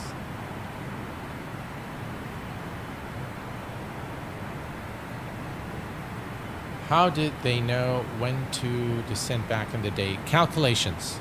So they calculate the distance, the remaining distance. You can see here the INS displays, so they'll keep track of the distance to the destination. And then they calculate, so if we are at 37 and we want to go to 3,000, so 37 minus 3, that's 34.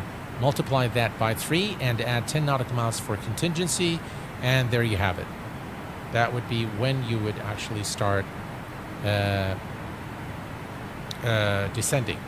Of course, that is that would be a 3 degree glide slope.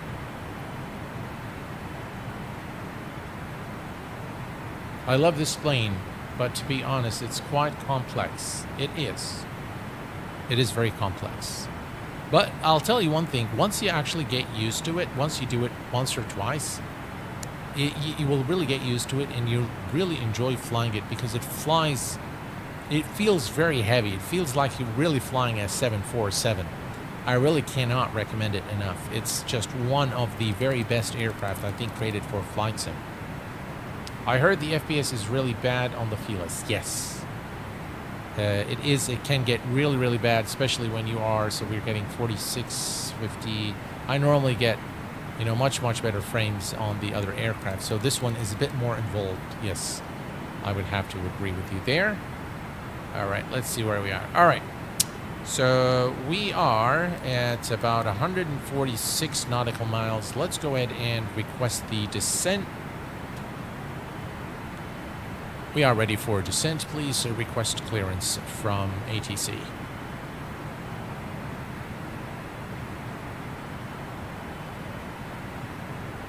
Requesting descent clearance now, Sam. All right, so we are requesting our descent clearance now.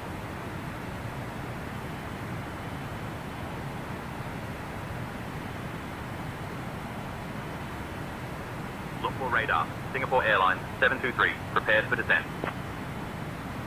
Singapore 723, say requested altitude for descent.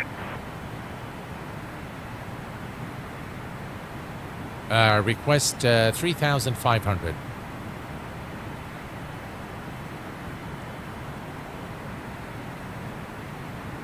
Requesting descent to 3500 feet now, Sam.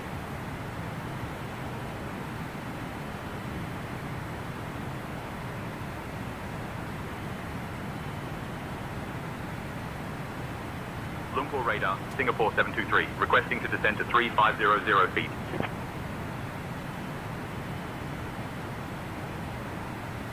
Singapore 723, descend via Tibu 1 Alpha for the ILS runway 2 left approach into Singapore. QNH 1009er.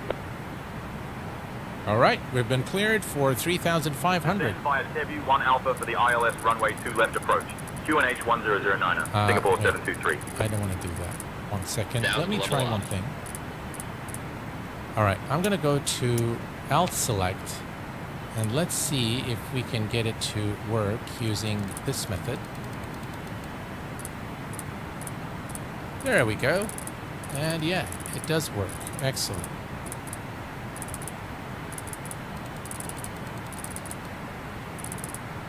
Ladies and gentlemen, we have begun our descent towards Singapore Changi Airport.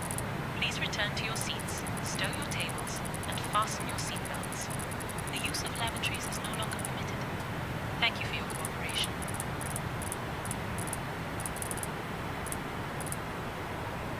All right, should we go to IAS? No, I think we'll just leave it there. It will adjust the rate of descent. And we'll leave this at 275. We have the speed, nav, and everything here is set. Perfect. All right. So if we go to the descent checklist here, checklist, seat belts, anti stereo lights, auto brake, radio and switches. Okay, so not yet for that. Okay, so let me come here. We're going to set this to minimum based on the length of the runway. Which is 4,000 meters, so we should be fine. But is it worth to drop some frames or settings for this plane? Absolutely. Absolutely. I would tone down my settings just to have this aircraft. That is, of course, if you like to learn this aircraft and you're willing to spend some time to learn it. Do you disengage autopilot for landing with the aircraft? Your preference. So, Preacher Pilot 737, normally this is something that is set by the airline. But I've seen, in most cases, it is disconnected at 1,000 feet for the most part. Some airlines allow you to go all the way to 500, so you can disconnect at 500. But I'd like to, personally, I like to disconnect at 1,000 because it gives me time to correct things and, you know, the throttle, the speed, and it's just a lot more fun to try to, you know, bring the aircraft to the runway from 1,000 feet rather than 500, which doesn't really give you that much time to enjoy hand flying the aircraft. So definitely 1,000 feet for me. All right, so the E per computer is going to be set to go around for the descent. So let's set that. All right. And what else? We are still looking good here, 32,000 feet. And if you look here, it wants to descend. Yeah, we are at about 110. We could go to IAS or vertical speed. We'll leave it for the time being, and we'll just monitor until the next few minutes, and then we'll decide what we want to do. All right, let's take a look here. Yeah. All right, so what I'll do is perhaps go to VS.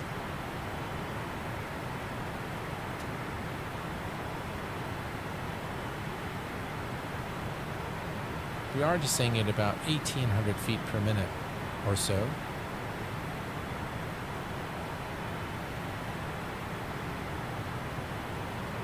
What kind of work do you do in real life, if I may ask? I'm an IT guy. Information technology guy.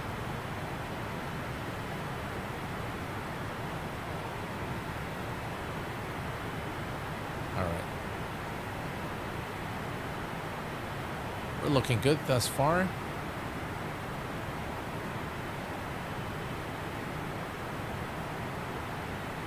And if we look here, okay, let's see after Rosbo, we'll decide if we want to increase our rate of descent. So far we're good. We're down to 28 for 3,500.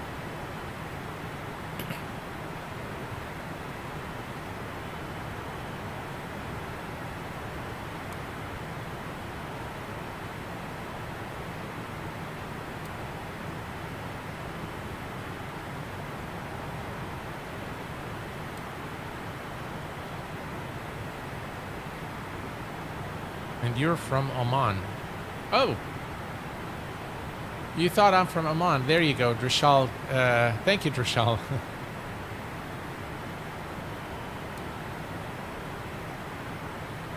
All right, 26. Let's see. I think I'd like to go to vertical speed and descend. Let's see, 24 nautical miles. And then to Arma. From Arma, yeah, maybe we should be fine.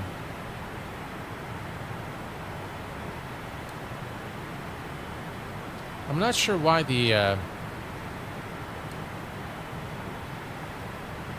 yeah, we're looking okay here. We need to descend a little faster, I think. So I'm gonna go to vertical speed, and I'm gonna go to, say, 2,500 feet per minute. There we go.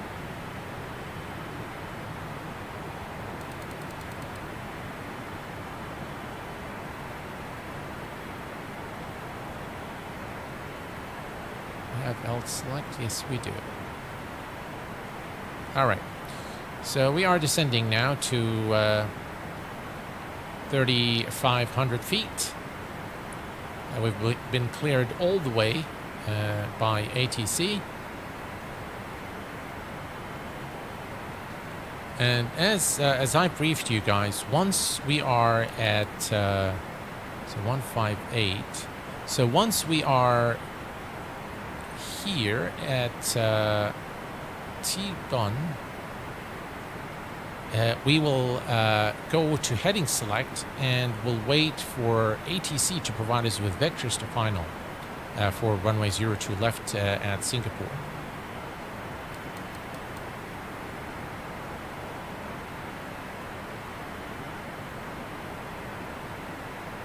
Thank you very much, Sim Studio 3D. Take care, my friend.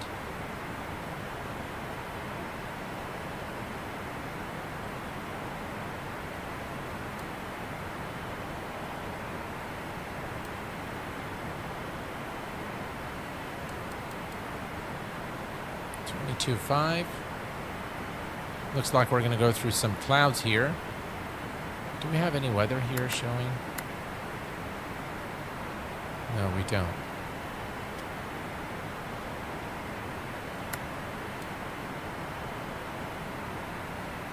On an earlier flight, I had some of the. Let me add some. There are some instrument lights so you guys can see. And let's see here. Overhead panel and background light. Yeah, I think this is much better. I think it's clearer for you guys. And we can come to the engineer station here and turn the panel, background lights, circuit breakers. Yeah, much better now. You guys can see everything. All right. We continue the descent, and we're looking good.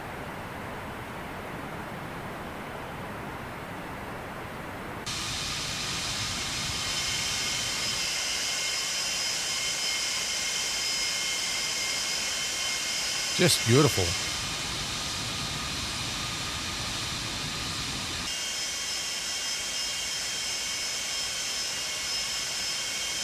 I hope the sounds aren't too loud now. Just look at how beautiful this aircraft is, guys. Wow.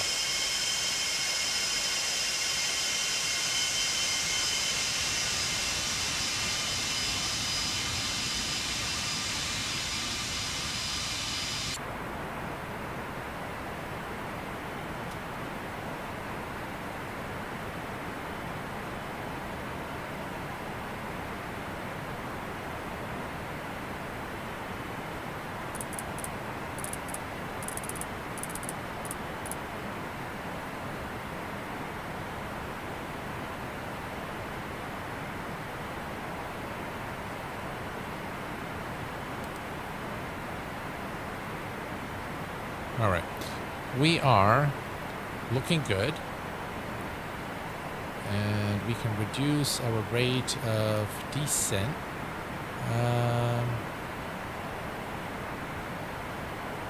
Okay, let me take this to 2,000 right there.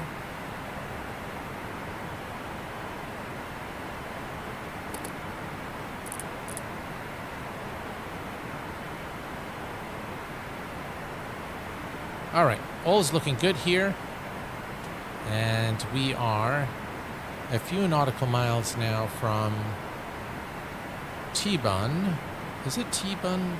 I'm not sure if I'm saying this correctly, but we can find out here. Flights is the T-Bob 1 Alpha T-Bun. Yes, the transition is T-Bun, correct. Okay.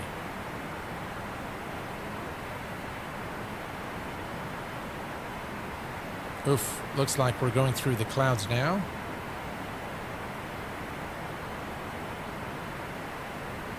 I'm going to set the heading knob to 120.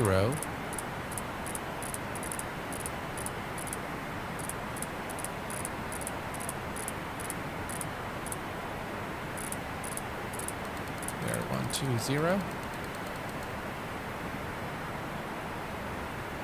Now this is a really nice view with those beautiful clouds.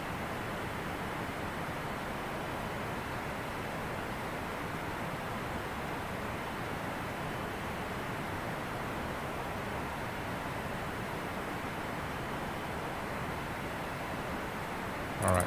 Singapore 723. Contact Singapore approach on 124.05. All right, 250 is set. All right, and the altimeter is, let's see, what is the altimeter? So heading 158. Heading... Singapore approach, Singapore 723, afternoon. We're descending through flight level 140. Singapore 723, heavy Singapore approach identified high. Expect the ILS runway 2 left approach into Singapore. Expecting the ILS runway 2 left approach into Singapore. All right, so here's what we're going to do now, folks, in preparation for our landing. The first thing we're going to do is we're going to switch to radio, and then we're going to switch this to heading. All right, so we're going to continue on this current heading, and we might actually go to heading of 165. So we're going to do a left heading to 165. So let's do left heading 153. All right.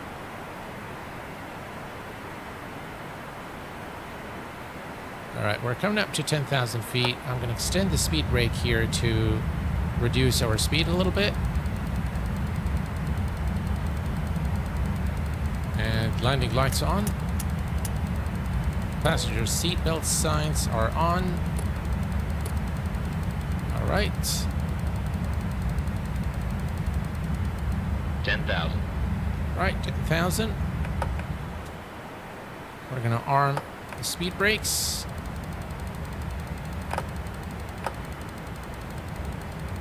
Okay. Captain, all right. The cabin is ready. All right, thank you very much. Gentlemen, we are now on our final approach into Singapore. All right. Please turn off all electronic devices and stow them until we arrive So at the gate. you can see here Kindly put that your trade-ins away. we are Ensure at your seats are in full on-right position we're going to go to a heading of Our Singapore Airlines staff will 148. provide you with information regarding your connecting flights once And we we'll are continue on on this heading. Thank you for your cooperation. And now that we're below 10,000 feet, You're welcome, we're going to go Let me know if and... there's anything else you need. Heavy, proceed direct ACIPO, descend altitude 2500 until established on the localizer. Cleared for the ILS runway 2 left approach. All right, so they want to give us direct... Direct ACIPO, descend to 2,500 until established on the localizer. All right, Cleared so- ILS runway 2 left approach. All right, first Singapore let's come 723. here very quickly, and we are going to turn off the fuel heat. So that goes to the off position. All right. And let's see, what else they want? All right, so they want us to fly direct to Akipo. Now, this is where we are here, and at T-Bun. So I'd like to request the vectors to final. So what we're going to tell ATC is that we want the vectors to final. We are descending through 7,000. Let me get the altimeter real quick. Let's see here. Altimeter is, let's see, weather here, and the altimeter is 1007. So let's set that 1007. Right, altimeter is set. Please request vectors to final from ATC. All right, let's see here what ATC SayIntentions will tell us to do. Requesting vectors to final now, Sam.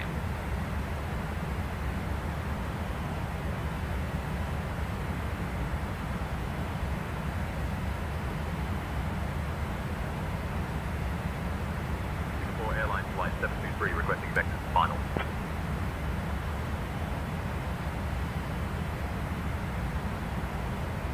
Singapore 723, fly heading 080 to intercept the localizer for ILS runway 2 left approach at Singapore.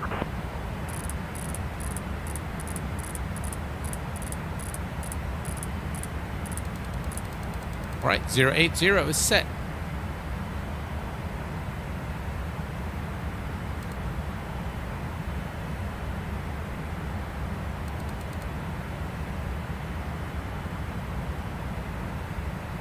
All right, we're looking at 2,500. Everything here is good. Let's turn on the runway turnoff lights. Cabin crew seats for landing, please.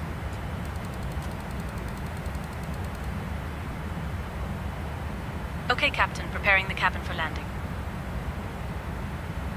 All right, if we look here, we're flying now to the vectors here. This is Akipo, sorry, Akipo. So we're flying direct to Akipo. 1,000 to level off. And we are 1,000 to level off, so we're doing great here. We'll be all configured before the arrival, because it's a very short final into the runway. So there's 2,500. We'll keep the auto throttle here at 250, and we'll take the descent approach. Let's go to start. Approach checklist, please. Seatbelt and shoulder harness. Check. Seatbelts and no smoking signs. On. Anti-ice.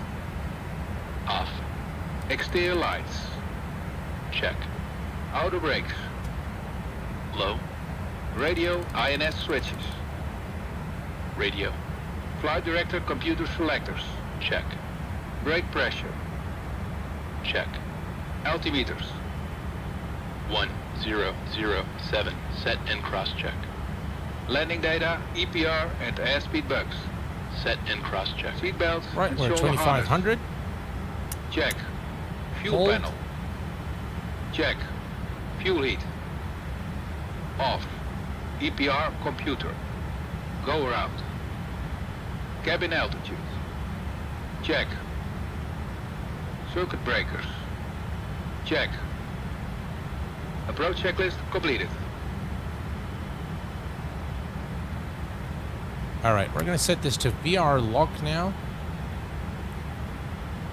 And we'll set it actually to ILS. All right.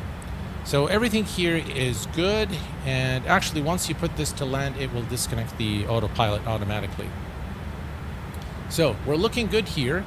and we're getting close to a Kipo, or a Kipo, correct? So when ATC SayIntentions said direct to a keeper from T-Bun, and that is a straight line here, we requested the vectors to final, so they gave us that, exactly what we asked for, and it looks like it's pretty accurate what they've given us here for the vectors. So we kind of bypassed this long star here and just kind of fly direct to the ILS to intercept 02 left. So we're looking good here. We're going to start reducing our speed in a little bit and start configuring the aircraft for arrival. Everything's looking good. Let's see here. Everything here. We don't need to do anything here. Everything is good. All right. The next checklist is going to be the landing checklist. All right. So first, let me come very quickly here to performance calc and just get the final speeds here. Landing distance, auto brakes. Didn't give us anything here. Mid. It says mid now. 2313. All right. We'll put this on mid. Is it on mid? It is on. Let's go to mid. All right. Auto brake on mid. There we go. Let's start reducing our speed. We're going to go to 230 knots. There we go. 240.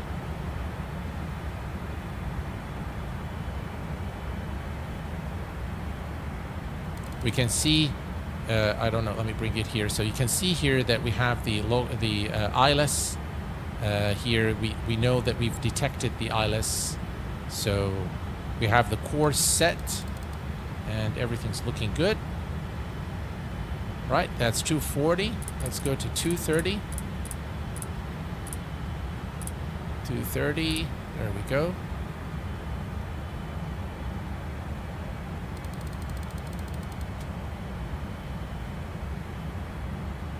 Right, let's make sure we arm the speed brakes.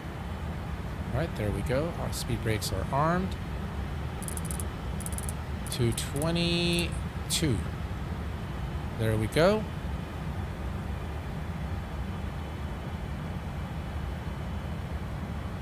All right. Let's see. Clean configuration 226. So actually we can go to flaps. There we go. Flaps 10. Flaps 10.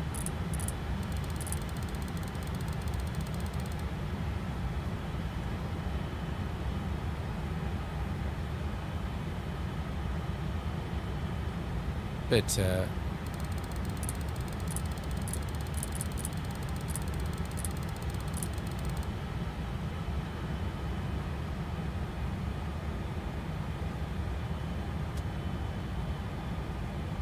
all right, let's go ahead and lower the landing gear, and we're gonna go. All right, we're already on ILS, so we're good there.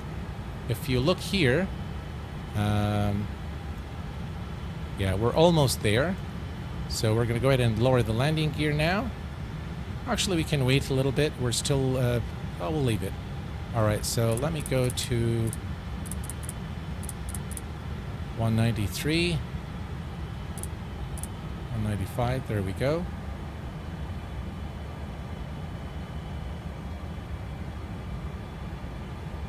And we can see the buildings there in the distance.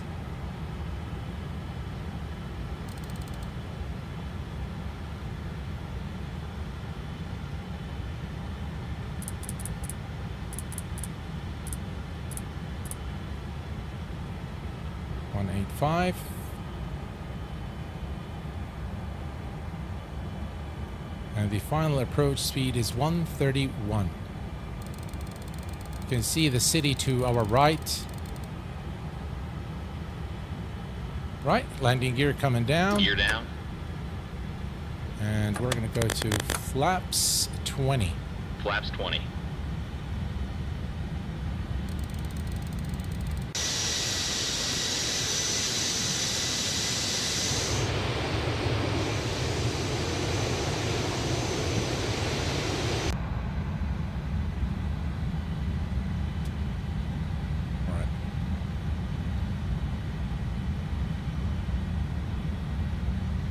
Almost there.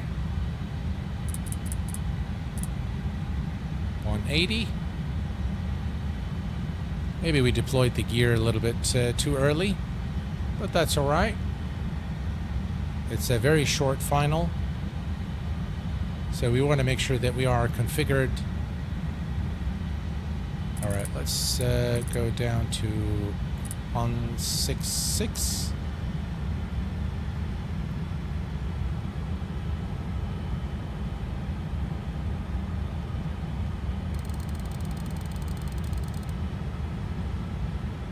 Flaps 25. Flaps 25.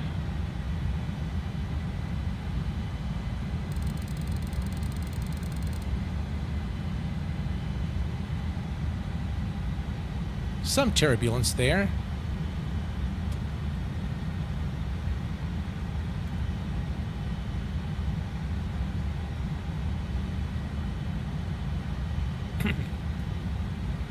Wow, look at that, guys.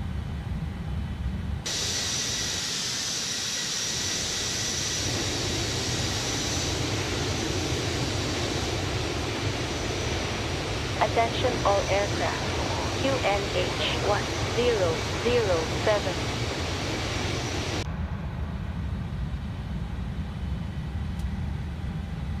All right, let's take a quick look. And this is Akipo.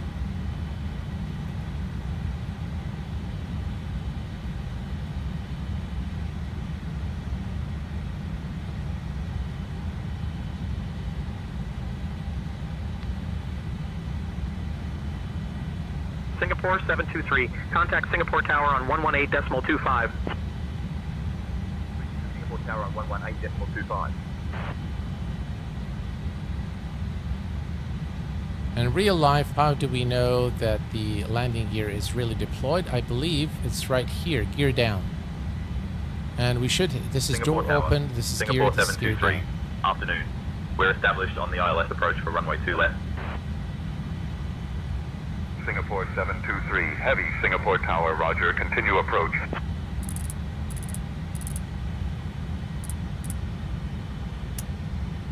All right, we've captured now the localizer. Alive.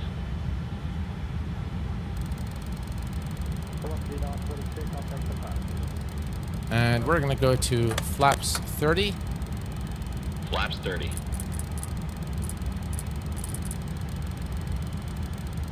One 148. Singapore 723, heavy Singapore Tower, winds 330 at 6. Runway 2 left, cleared to land. Runway 2 left, cleared to land, Singapore 723, heavy. What a beautiful looking approach here into Singapore. Takeoff 367, sir.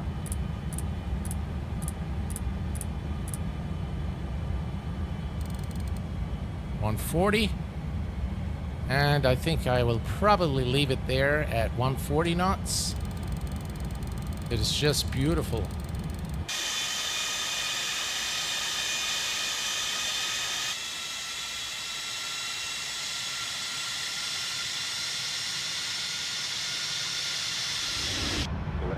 All right, we'll do the replay in a little bit, guys, but let's not get carried away. We have the runway in sight, just an absolutely stunning approach into Singapore.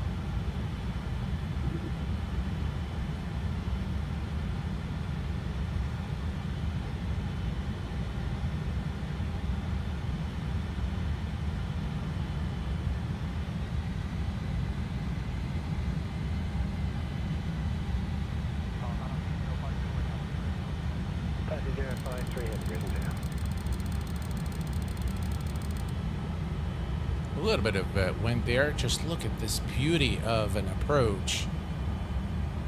We'll definitely do a replay of that. All right. Right, 1,000 feet. And you can see the weather radar now. My aircraft. Auto throttle off. 662 down.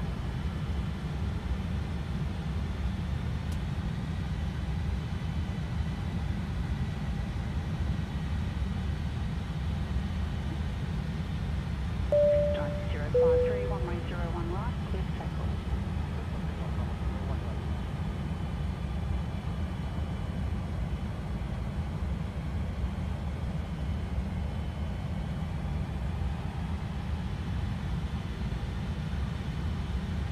500. Some wind there.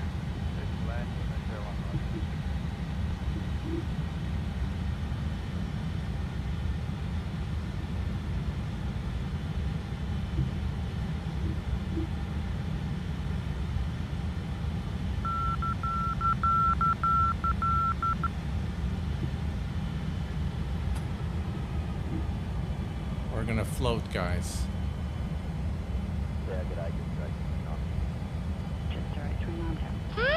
Bull up. 50. Bull up. 40. 30. 20. 10.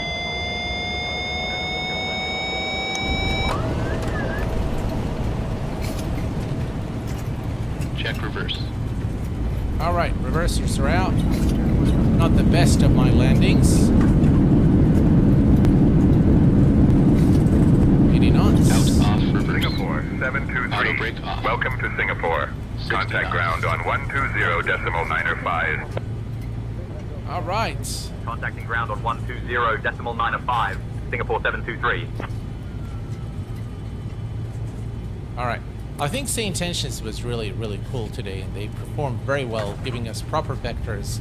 So what we're going to do now Singapore is... ground. Singapore 723. Afternoon. We're clear of runway 2 left and ready to taxi to the gate. All right. Singapore 723. Singapore ground. Taxi to E10 via Whiskey 5, Quebec, Papa 1, Papa 6, Papa 7. Have a good day. E10 via Whiskey 5. Quebec. Papa 1. Papa 6. Papa 7. Well, Singapore that was quite the landing, 723. wasn't it? I hope you all enjoyed the thrill. Welcome to Singapore, where the temperature is a lovely 25 degrees Celsius and the skies are mostly clear with just a few clouds. Thank you for flying with Singapore Airlines today. Please remain seated until we reach our final parking position. On behalf of Captain Sam, First Officer Ali, and the entire crew, including Lars, Ingrid, and Bjorn, we wish you a wonderful stay in Singapore and a happy New Year 2025. All right. So let's close SayIntentions now, and let's take a look at the landing.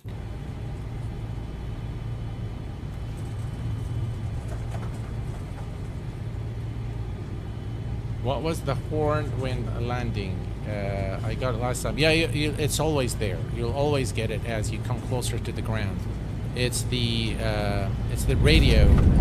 I think it's this here, the height. Once you are closer to the ground, it sounds this just to let you know that you're getting closer to the ground. All right. So I think we'll bring it back here to enjoy this lovely arrival. And there we go. All right.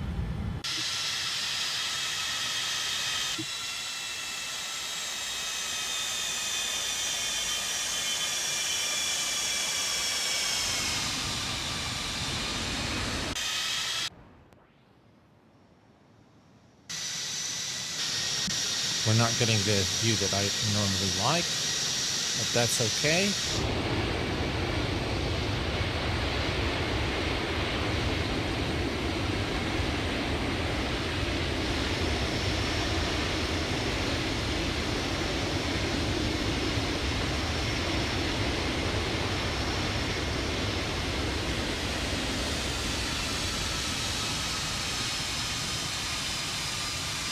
God, I love X-Wing.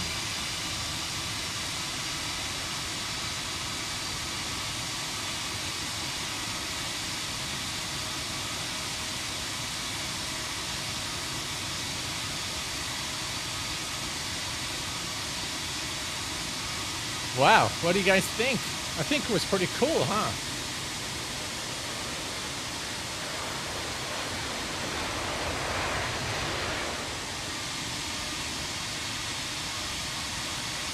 Let's do it again. I mean, when you fly when you fly the 747, the Queen of the Skies, you have got to do the replay.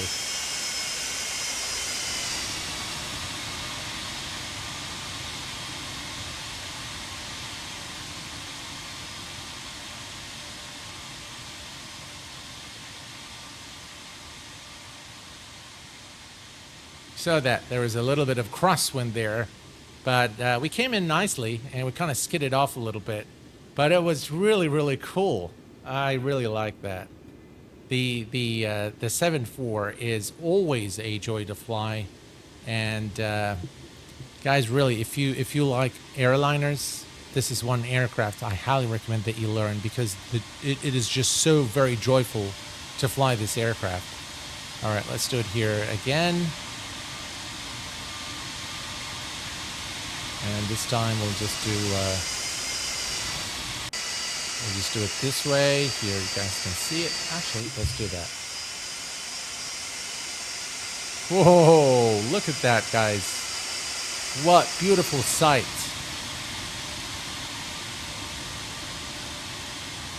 Just lovely. Yeah. All right. That was really cool. I really enjoyed that, guys. I hope that you've enjoyed it as much as I enjoyed streaming it for you. It was really, really, truly a lot of fun doing this flight today. All right, let's retract the flaps. Flaps 1. And perhaps we can bring the aircraft to a stop here. We're not going to go to the gate.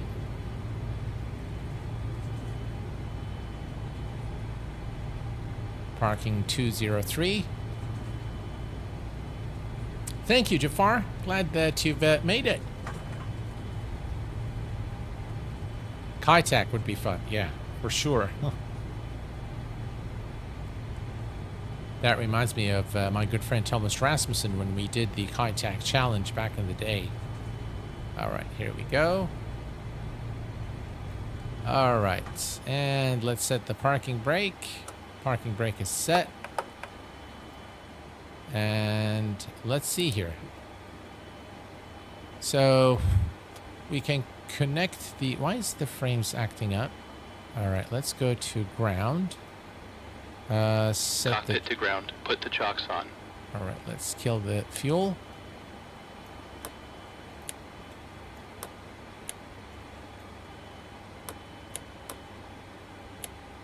Chocks are on. Cockpit to ground. Connect ground power. All right.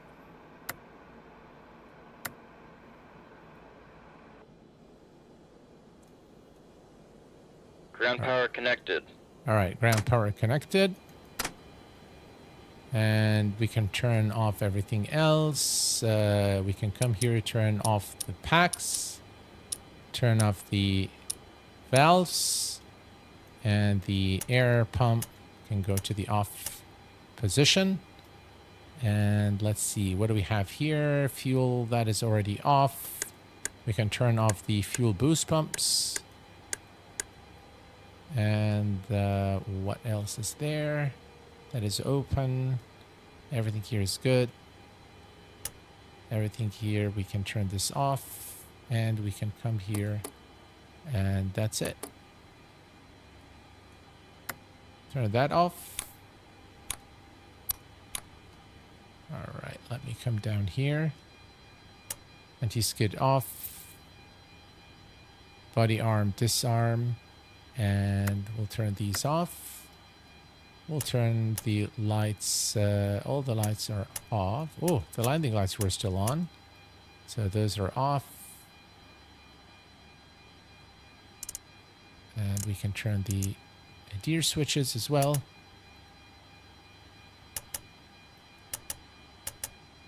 Ignition to the off position. We can turn off the window heat.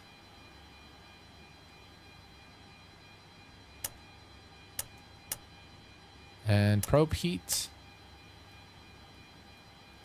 And let's see here. Everything here is good. We'll come to the emergency lights and turn them off. And we can now come to the battery switch over here. And turn that off as well. And we'll also turn off external power. And the aircraft is now in full cold and dark state. All right. So I hope you guys have enjoyed this, and just comparing it to my last landing with the 742, and yours much better. I don't have a lot of flying on the plane. Thank you, Ahmed. I'm glad you guys enjoyed the landing and enjoyed this stream as much as I enjoyed streaming it for you, I hope. And I will be seeing you guys again this coming Tuesday, where we will be doing a full review of the recently released Arabesque DA20 for X-Plane 12. But until then, please take care of yourselves and each other, and I will see you all very soon. Thanks for tuning in, guys, and have a great evening. Bye for now.